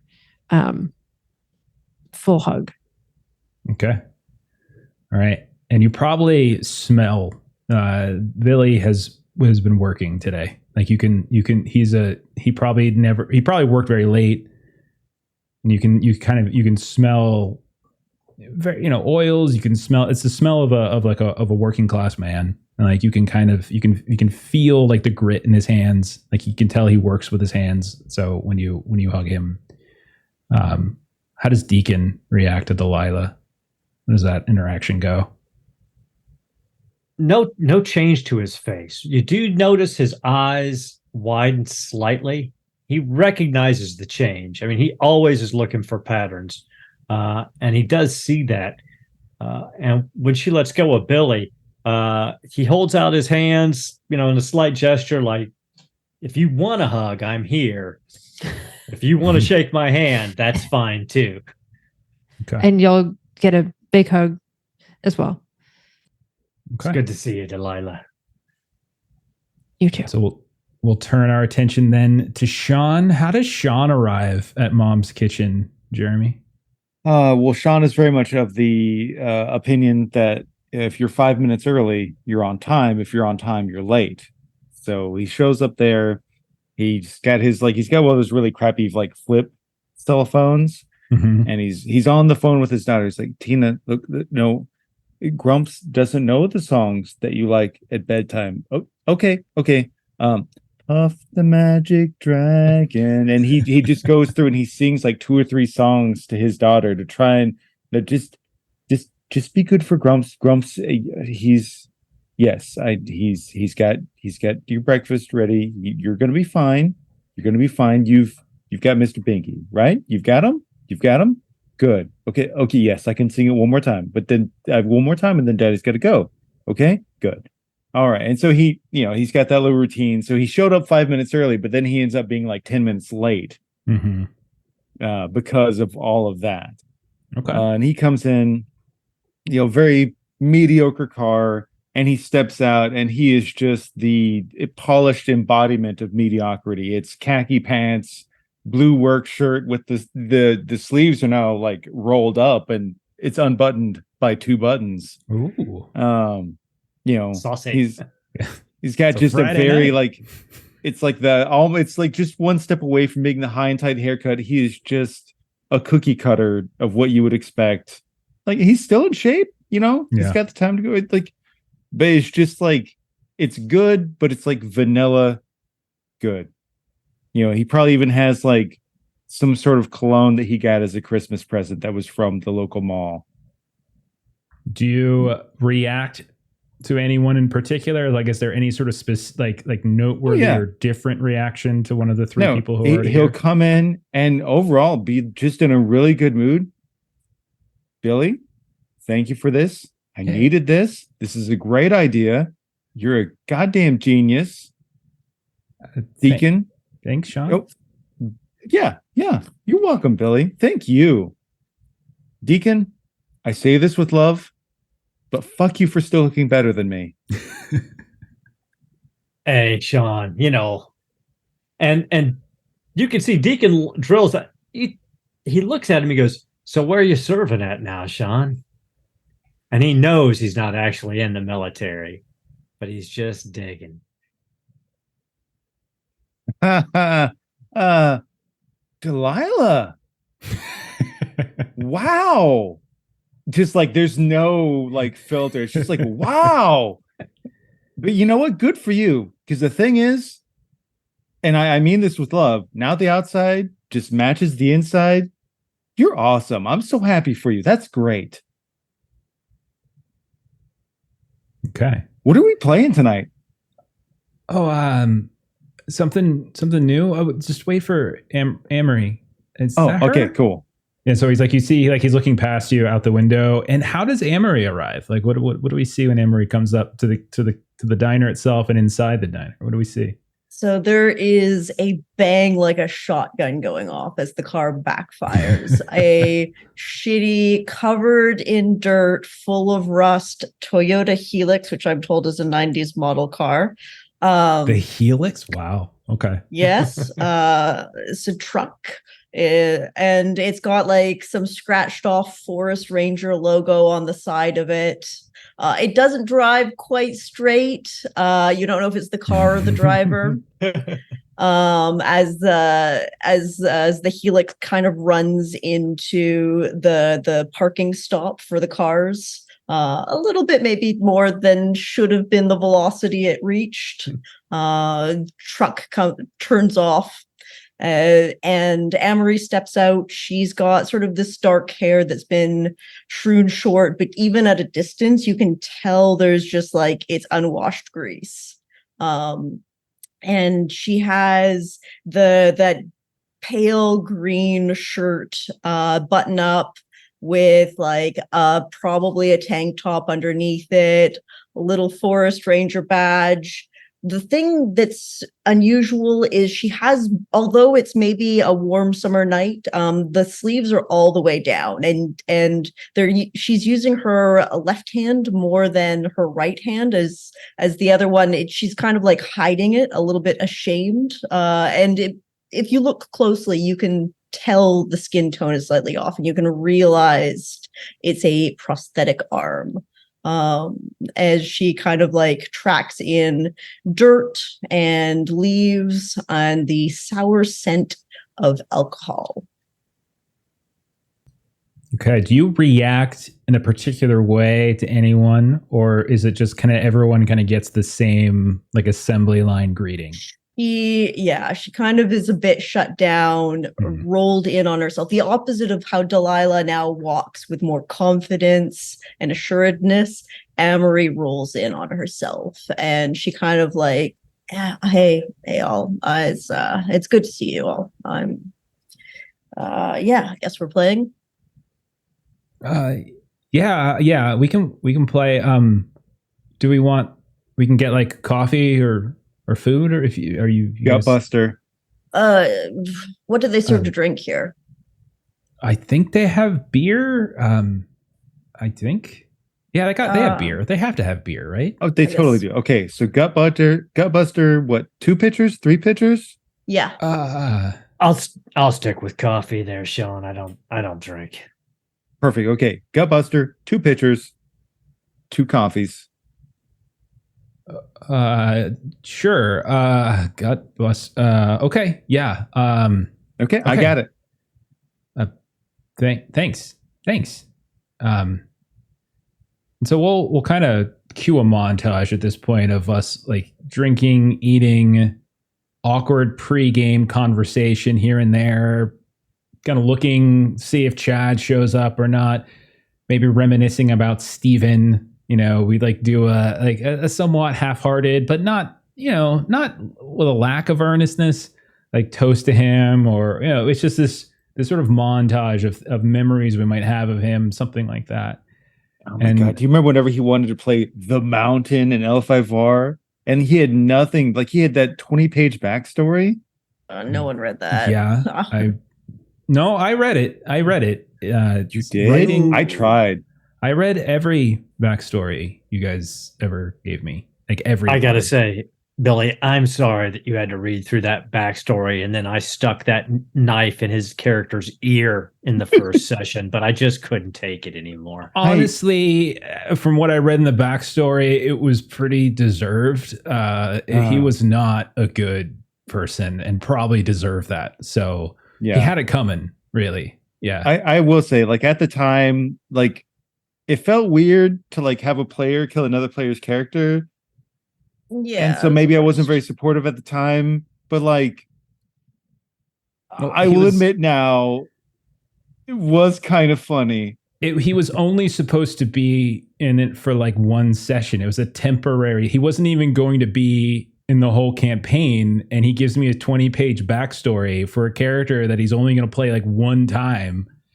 And yeah, I don't know. He wasn't really even mad about it afterwards, I don't think. So then he kind of guilted me, and then I had to put him into other games, and now, for like years, I just couldn't get rid of him at that point. I don't know. we kind of go around for a bit. We'll say like that, we talk for a bit. Clock continues to tick. Chad still doesn't show up. At a certain point, we'll say maybe an hour passes, and we'll say Billy kind of reaches under at this point. As maybe there's a lull in the conversation. Everyone, it gets that point where we've like all of the arsenal of conversation we might have come prepared with has started to die off, and so Billy will kind of reach down.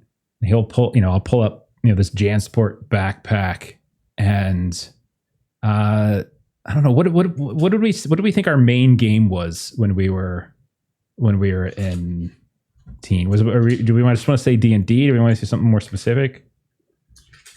We just say second edition. Let's just say second edition. Yeah. Easy. It was the classic back then. Especially since Amery specifically said something about preferring fantasy and didn't like how Chad kept putting. Okay. Yeah. And so you see, so Billy starts opening this JanSport. Do you guys realize, by the way, that this JanSport is the same one from when he was a teenager? Like it's stitched together. You can see that Billy most likely has been the one to do this, and he has patched it up here and there. But it's got familiar old stains. It's faded as much as can be. But he pulls this out and he starts kind of pulling a few, materials out. And he's like, okay, I know I said we were going to do second edition again. I know, but I mean, honestly, those rules are so outdated, and I didn't really have the energy to just go through them again.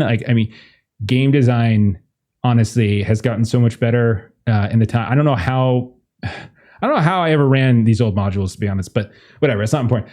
I have something better. So do you all remember that when we were in school, right? And it was those kids, I don't know, was it Ohio? No, or is it, no, it was Indiana. Maybe it was Ohio. I don't know. The ones, they disappeared. You remember them? They were playing an RPG and then they just disappeared, and then they were like gone for like 2 years. And then they come back and they don't say anything about where the fuck they were. They just, nothing. Like they just, right? You remember that? They were in the news, it was some and in the everything. newspaper. Yeah, totally remember that. Well, I got a copy of their game. The game that they were playing, the actual game they were playing. eBay is your friend. And I got a lot of things on eBay. I actually have a store. I will share it with you all. I sell you. Never mind. It's not important. Anyhow, eBay. It's just I needed to make some money on the side. That's not important. Anyhow, but no better chance to play than right now, right? Yeah. Oh wait, are we? And Delilah kind of looks around. Are we gonna wait for Chad? I mean, if we wait for Chad, then we're gonna be waiting all night. You know how he is. I'm gone. Chad's tomorrow. gonna play some sort of ninja stealthy guy that will just show up. So by the time we've all introduced our characters and done some banter, we know what Chad's gonna play. Yeah, I love it. I mean, we all know. Exactly. Yeah. I mean, at least he follows the rules, but that's fine. That's fair. Anyhow. Okay. So I would say all of you notice that Billy is very anxious, and he's pulling things out of this bag, and you see he's got like a folder he pulls out. He's got these various pieces of paper. He starts kind of passing them out to you. He's got this red lacquered box, which he opens up, kind of sets in the middle of the table, just a few inches in front of him. And there's like this red velvet interior. It's got all these different dice. It's got a D4, it's got a D6, D8, D12, a D20. All of them are within like a little pouch, a little sleeve, a little insert. The D10 slot is empty. And he's like, okay, so this is kind of a different game. There are only a couple of classes. So no like multi-class or anything. And no, you can't make up your own, Sean. But every class has its own its own die. Okay. So when he handed out the sheets, you guys notice that like the sheets that he gave you they're already filled out. Like you can see they have like your descriptions, like Deacon, he kind of turns to you first, and Billy pulls out like a D4, and he just kind of reaches out, stares you like almost uncomfortably in the eye. And one of the things I would say everyone has noticed since you arrived is that Billy has trouble keeping eye contact with people, like everybody. And the minute 2 seconds go by, he's already looking away. But for the first time, he stares someone in the eye for much longer, and he places it in Deacon's hand.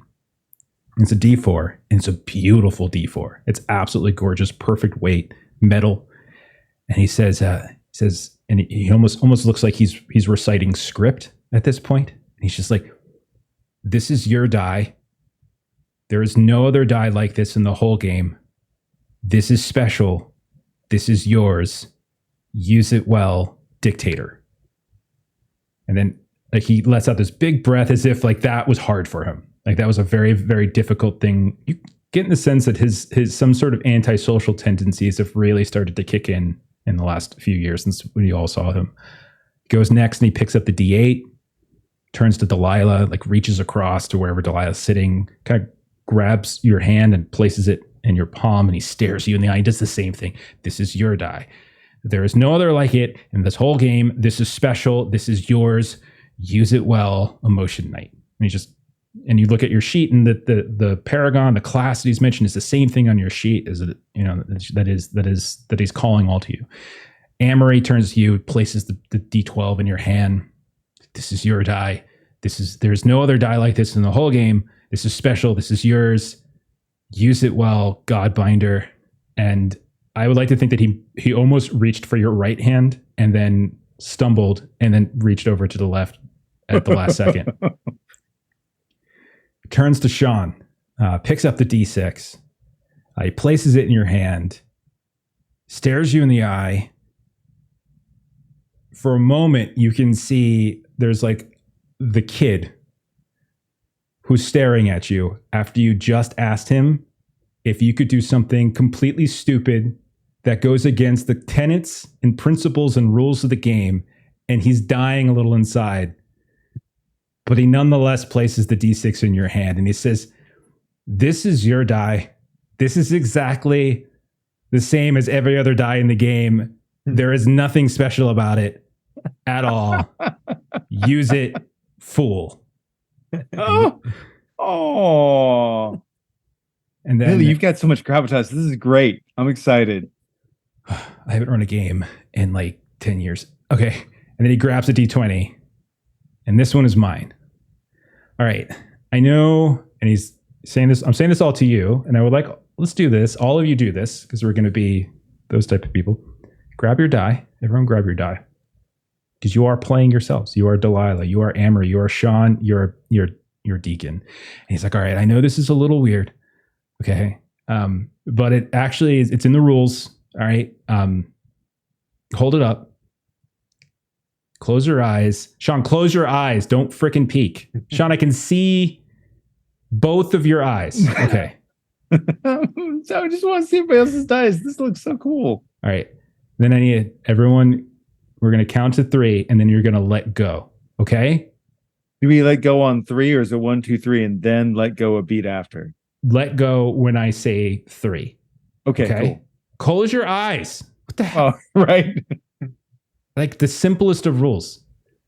1, 2, 3. And so as all of you hear the dice hit the table, you expect to hear like they're metal dice, they're heavy. And so you expect them to land on like the kind of Formica table. And there's some glasses and things around. There's half-eaten Gutbuster. There's the pitcher of glass, the glass pitcher of beer. There's coffee mugs, etc. As you hit the table, there's this resounding and terrifying sound of like a crash. Deacon, for a moment, like an image courses through your closed eyes of your father in the car accident. It's metal on metal. It's like this grinding metal on metal. And everything starts to shake, like everything. And it's not just like someone's like, like drumming the table, but like the whole world starts to shake. Did any of you like open your eyes yet? Yeah. I figured Sean would. All of you open Deacon up. would have opened his eyes, yeah. Oh yeah. You look around. You don't see anything. It's just bright white light. Everything is just this bright, terrifying white light. Your eyes almost burn from having them open so much. After a moment, as that grinding metal sound was just this cacophony, the bright light is blinding. You can barely hear, you can barely see. That metal on metal sound starts to fade. The shaking settles. And this bright white light starts to dim a little bit. And you can see again. You can hear again. And when you look around, you are in your You're certainly in the diner. You are in Mom's kitchen. But it doesn't take long for any of you. Deacon, you're very perceptive, so maybe you notice it first, but the rest of you, like within a heartbeat after. Something is very wrong. There's just this perception. Amery, you probably can just feel it in some way. The light is too bright in here. Like the light coming from overhead, the light coming from behind the counter. You look out the window and the images, it almost looks like the rain, that sort of light rain slick parking lot. Like there's no motion at all out there. Like the raindrops are mid-flight right outside your window. Was a little coursing of water as it dripped down the pane, and it's frozen. And as you're looking around, you notice as well that there are no other customers in here. Now Mom's Kitchen has never really had many folks to begin with, but there were a couple folks when you came in here. A couple teenagers here, trucker there, that kind of thing.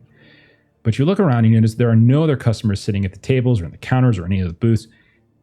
And then you watch really strangely as like the servers and the cooks, like you can see them moving still. They're here, but all of them are moving backwards, like something out of Twin Peaks. They're just sort of moving slowly and sort of, in some ways, sort of shifting, like really these in an angular fashion. You hear the sound of a tick as they do so.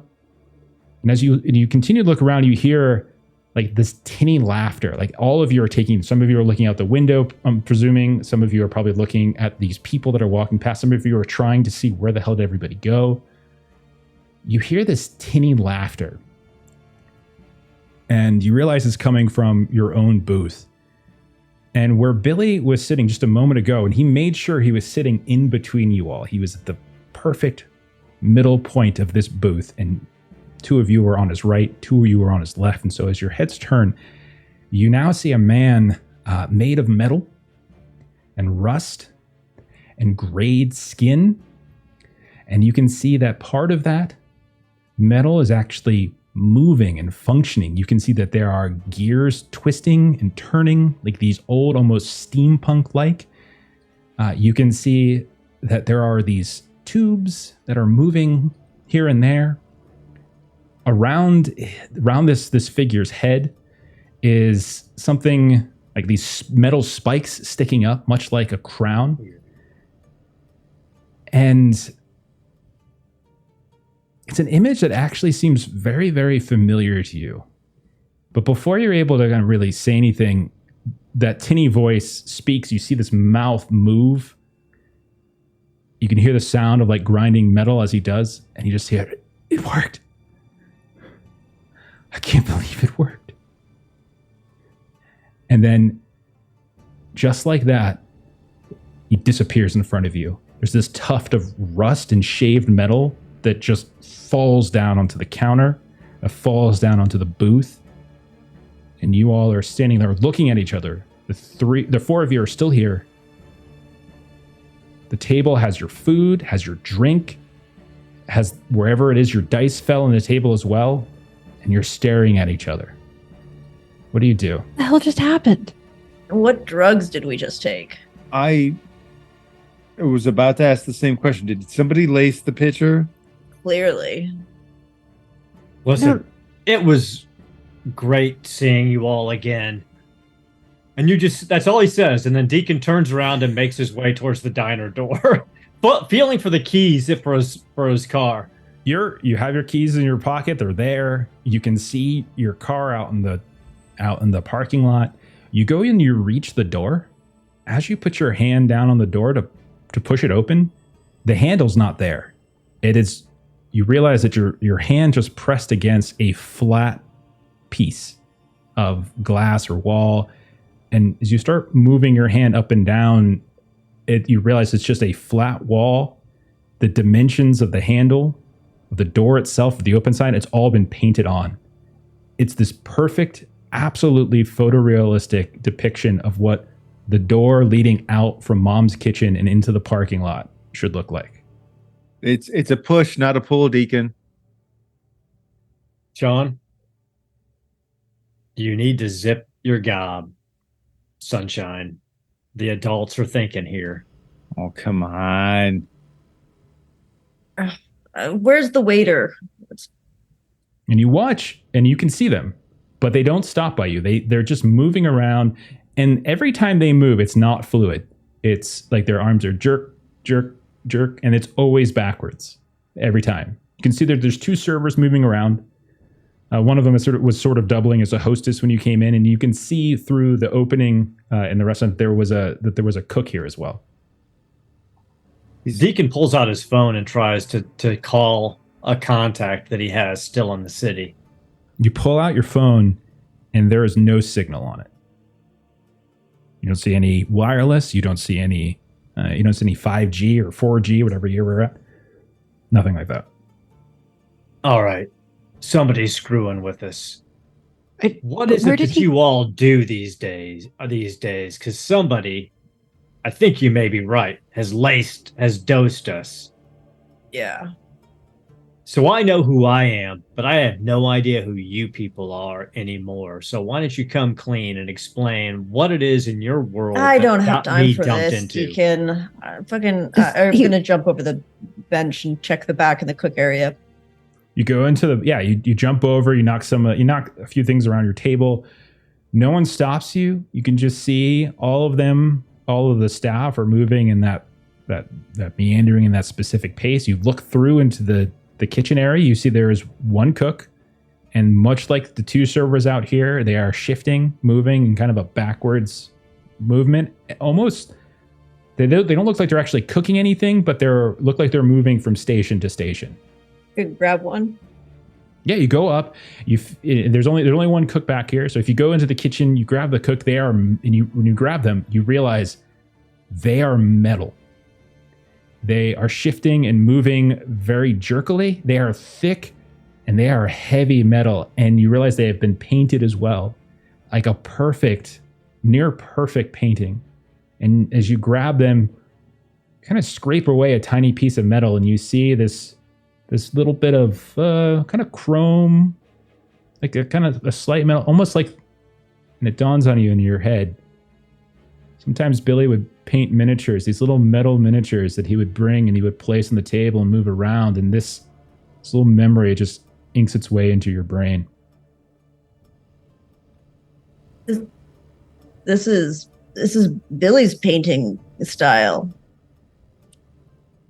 That makes no sense. Hold on. He was sitting right here. Let me sit right here and there's a way to figure out what was going on. Is so Delilah's gonna still there?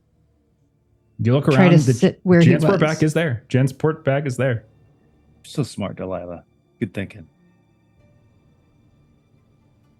So Delilah moves over to kind of where he was sitting. So you sit where he's at.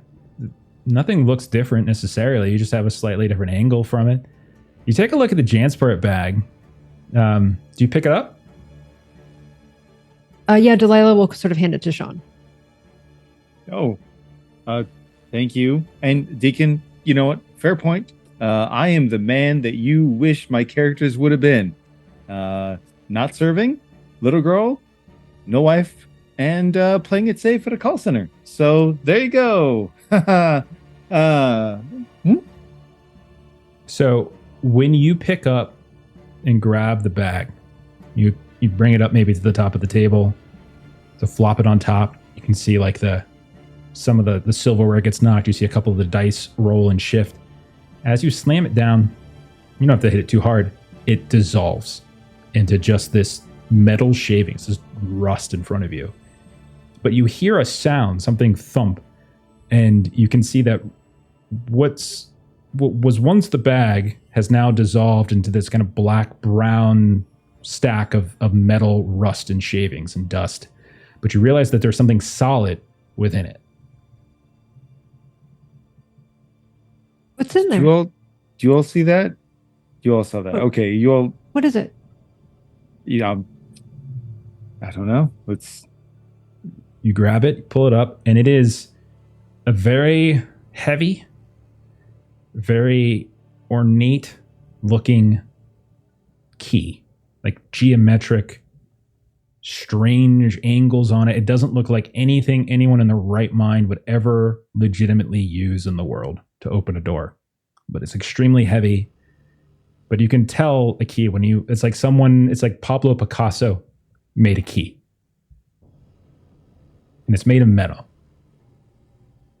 I mean, maybe it's not push or pull. Here you go, Deacon. I have no idea what's going on here, but let's work through the fiction then. There you go. Take the key from Sean and take it to the door and see if it unlocks the door. So you go over to the door on your way out, and you realize there's a keyhole there, like underneath the bar, but it's small. And like your car keys, the keys that you have in your pocket, that's the size. This thing is much bigger. Like this thing is got a huge head at the very end. It's metallic. It's got all these like 1,000 little cuts, like intricate metal cuts to this thing. You can't see, like there's just no way this is fitting. Like you when you press it against it, you just feel the tang of metal, the pang of metal on metal as you ineffectually hit it against the wall. If this works in any lock, it's not this one. So, Amery, you were always good with the puzzles when we had them in the game. What do you see? I don't, my brain doesn't work anymore. I'm just going to end Amery with one arm, just starts to shove all of the metal robots and try to just like take them down. Oh, is it like one of those robots where there's the thing you put the key in the back and you twist it up? Maybe. You look down the back, nothing like that. You knock them over, you push, you knock them over, they slam, and you watch as one of their arms breaks off from the shoulder. You see a tiny little metallic pin like that was connecting the arm to the shoulder slot just detach, and you hear the sound of heavy metal just sliding across this linoleum floor. Amery, you were right. It's just like a miniature and the pin that puts it together. Anybody lockpick? I work in advertising. No, I don't drug people. I don't pick locks. I think that used to be a person. Nah. I'm going to go to the next one and throw it over. And it continues to happen. It's not always the arm. Sometimes it's the leg. Sometimes it breaks kind of in the middle of the elbow if it was like a specific form.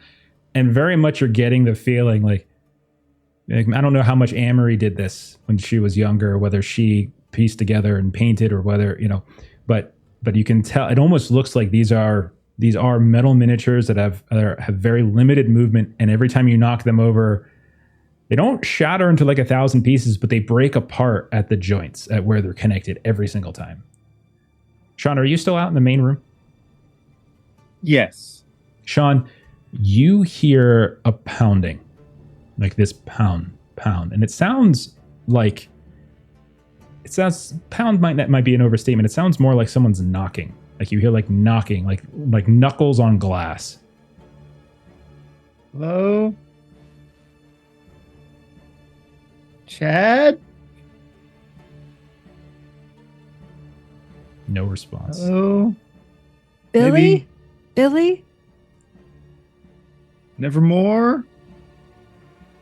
Deacon, you hear the same kind of rapping start coming from the front door. You look through the door, it is empty. Like the paint over top of this has painted a scenery that's perfect photorealistic view.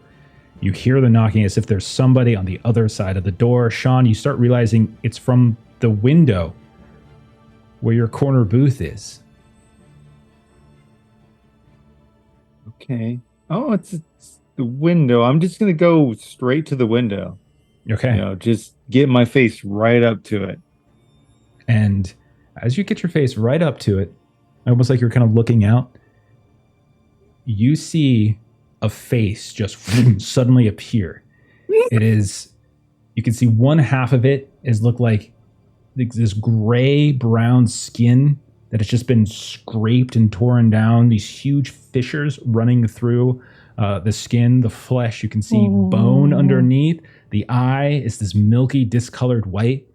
You can see the other half has this big metal plate, and there's this little small movable part that seems to be twisting and turning inexplicably. It looks, their mouth opens, and you see these sharpened black teeth. And there's something about this, first of all, that is terrifying to look at. It looks like something out of a horror movie.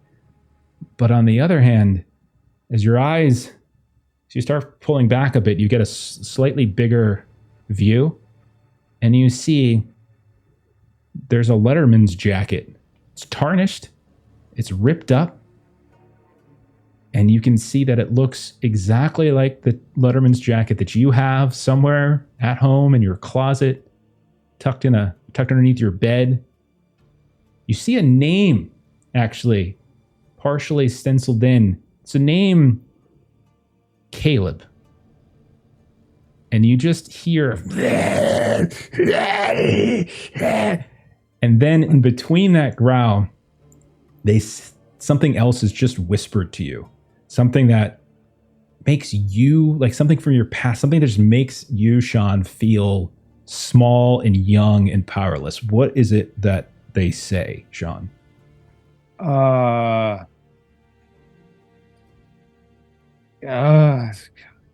is he's young and weak and powerless? Don't matter. I think Caleb did sign up.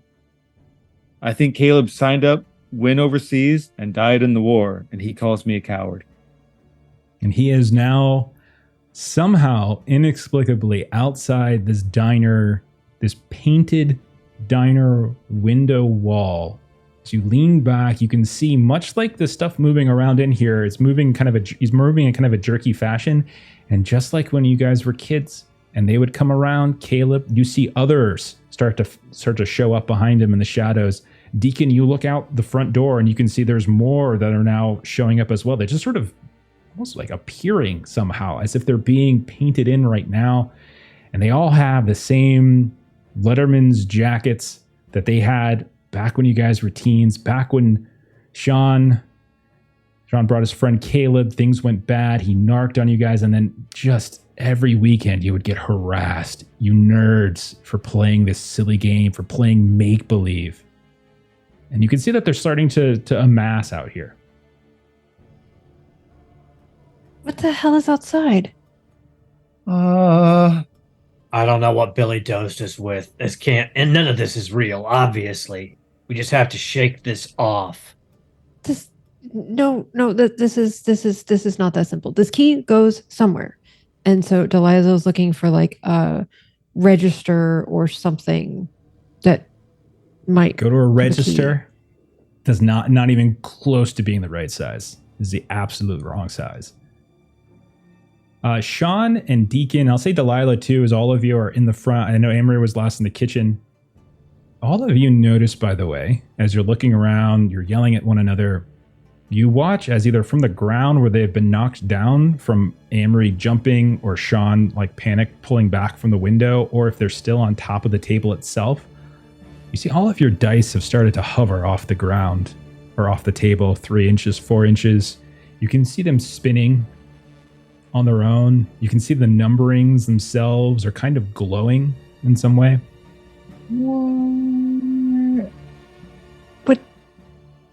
What is going on? Oh, okay.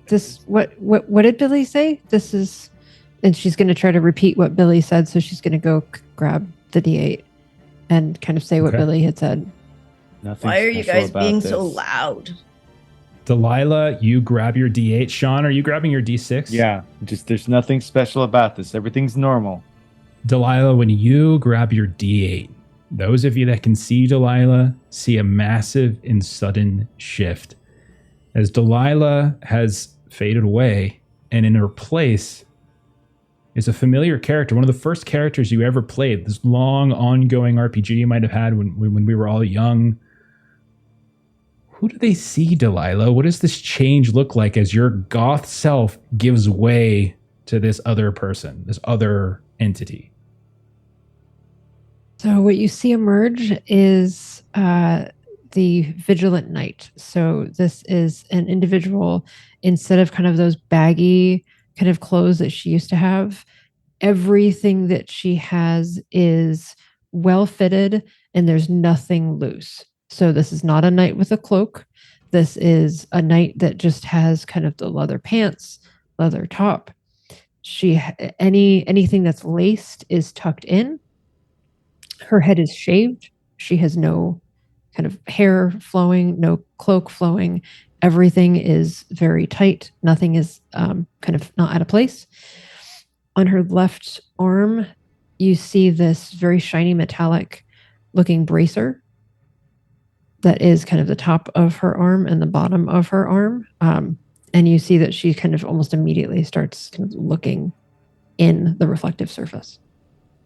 Sean, as you grab your D6, the exact same thing happens to you as you undergo this immediate, this flamboyant, this bright and loud transformation.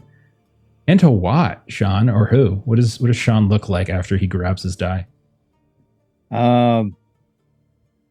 Sean's going to very much go on the opposite side of the spectrum of what Delilah went with, because like his character that he played in every single system you've ever played was Tristan Wade, gentleman adventurer. He stands about 2 inches taller than Sean actually does. He's got an outfit of nothing but garish extravagance. It's sea green with a purple high collar and a billowing cloak, a rapier at his side, and almost Final Fantasy style, like too many belts to the point they don't make sense, with a splash of 90s comics Rob Liefeld with all the pouches, where he just has everything all the time on him. And just this giant ear-to-ear shit-eating grin and perfect coiffed hair with a little spit curl. So as Delilah, you shift, you turn, you see it happen. You see it happen to your friend, and as that happens in front of you, you see a very familiar character. Like you've played with these characters before. You've heard, I mean, like you've not seen them necessarily, but you've heard their descriptions, what they look like. You look at each other and you recognize the other person's role-playing game character. And Deacon, you're out here, you watch it as well. You see this happen in front of you. You've got to be amazing. Yes. Deacon grabs the D4 and he's like, I don't know what the hell is going on here, but grab the D4 and right as your fingers wrap around the metal, we see a shift in Deacon too. What does Deacon now look like? How does he change? So it's almost like all of the light around him starts to collapse in against his body. And he's still wearing this long black trench coat, but now you can't see anything underneath it, really. It's so black within his coat that you can't easily distinguish where the rest of his body is, except for where his arms come out or his head's facing. And his cloudy gray eyes, it's almost like something inside burns away and they turn yellow. And as he's looking around, but surprisingly, the rest of him looks almost exactly like he looks in real life. Like there are very little physiological changes. But when he holds his hands up, all the fingertips down past the first and second knuckle on all of his fingers are black, almost like the tar has dripped down his fingers. And when he smiles at everybody, it's the coldest smile you've ever seen. And it doesn't come anywhere near his eyes, but then black tears almost seem like they're forming in his eyes. And the shadows drop down his face into like a matching harlequin mask. And he just looks at everybody and goes, it's time for us to embrace what we really, really are afraid of. And Dread the assassin, who is the Dictator, steps onto the stage. Amery, you knock over the last of the servers. They go shattering onto the ground, arm this way, foot that way, head tilts off. And you look over, and at some point in time while you were in the kitchen, while you were knocking all these different employees down, you look out, and apparently a cosplay convention has broken out. As you look over, and you see familiar characters that you remember from your teenage years standing in front of you. Where'd you guys get costumes in this place? What do you mean costume? This is how Diala looks. What? I thought we were looking for a keyhole. You've always been afraid to let go. It's time. Embrace that fear. Be free of it. Diala will point at the table. It's awesome. You have to try it. Your D12 is 4 or 5 inches off the table, spinning, glowing. All right, let's try this. You reach out. Amery. Get her arm back. You grab it, and Amery goes under her own transformation. What happens? What does Amery look like? What does the transformation do? So Amery, as she holds this D12, almost has this medieval cloak drape from somewhere, starting kind of in her shoulders and all the way to the ground. It's sort of a dark green. She's got suddenly this maroon scarf that comes and almost becomes a cape in the back with a hood that can come off. Her right arm, which had been missing from the elbow down, suddenly is just a bone hand, kind of filled in. You can see bits of green magic that bleed and work as the joints as her hand comes back, and she's kind of amazed about it. She has... You realize this bone white paint suddenly appear on her face with long dark hair, and along it almost Viking-like lines of red come down from her forehead to her chin, and red sort of tear markers as well come down. And on her back you see 2 giant hammers that she will probably turn into scythes later. So as all 4 of you grab your dice, you turn and you shift into these things. You're looking at each other. Some of you fear, some of you excitement, some of you reluctance. The rapping gets louder, and you see that there have been the amassing along the window and the door, and like the tearing of paper, like when a character dies and you rip up their character sheet, you just see what was once this perfect photorealistic painting of a window through which inexplicably some cyber zombie was knocking on it, rips and wrenches free, and usually stumbling in from the corner booth and from the entrance to the diner, these Letterman jacket wearing cyber zombie tech monsters. And that, I think, is where we're going to go ahead and end for tonight. Awesome. And pick up on that next week. Hey. I'm very pumped for this game. Okay. Totally. Me too. You gave me such a good, when you mentioned like, oh, they came to pick on us and stuff. I'm like, thank you for teeing that up. I don't know if you knew what you were doing, but you just teed that up for me so easily. That was great. It was perfect. Okay, we went along. I apologize. I wanted to make sure we got to introduce our Paragons before we checked out for the night, but we will be back with session 2. I have tons of ammunition now that I can use. I'm very excited. And we will catch up Evan on his, and we'll see exactly where Chad is, because I do have a couple ideas for how Chad's going to come into here. Why don't we get on out of here? Let's do a quick round of plugs. Aaron, you got anything for Garblag you want to mention? Tuesday, Coriolis with Millie at 1 p.m. Pacific Standard Time, and Thursday, Pete will be back with more Traveler. Fantastic. Jeremy, you want to drop a plug for this Patreon? Sure, Aaron. It's on Patreon. Comics, maps, tokens, other fun stuff. Check it out. All right, perfect. As for the rest of us here at Lollygaggers, we are going to... What's our next game? Tomorrow night, we're going to be playing more Black Sword Hack because Steven's afraid of Aaron and is running away. Fair. He doesn't. That's a reasonable thing too. I agree. Doesn't want to die with his character in Conan, so he's skipping it entirely. And the rest of us are going to play some Black Sword Hack instead. So come hang out with us. Then Saturday we're doing our One Ring thing as per usual. Monday we're back to Holler. You'll see Jeremy, Melissa, and I in that one. Tuesday, Stephen will suddenly grow a spine and decide he wants to run Forbidden Lands. You can see all of us here, exception of Jeremy.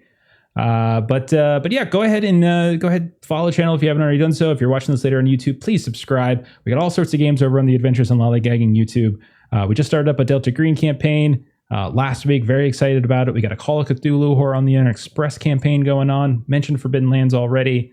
And we've got some other cool things coming down the pike still as well. So thank you to everyone who hung out tonight and watched. Thank you to those of you who threw out some bits at the beginning. Thank you for the raid from 20 sides to every story. Let's go ahead and pay it forward. I'll do a little raid and then we'll get out of here for the night. So I'm gonna go ahead and put it on the end screen. Raid will pop up. Follow it. We'll see y'all later. Bye-bye.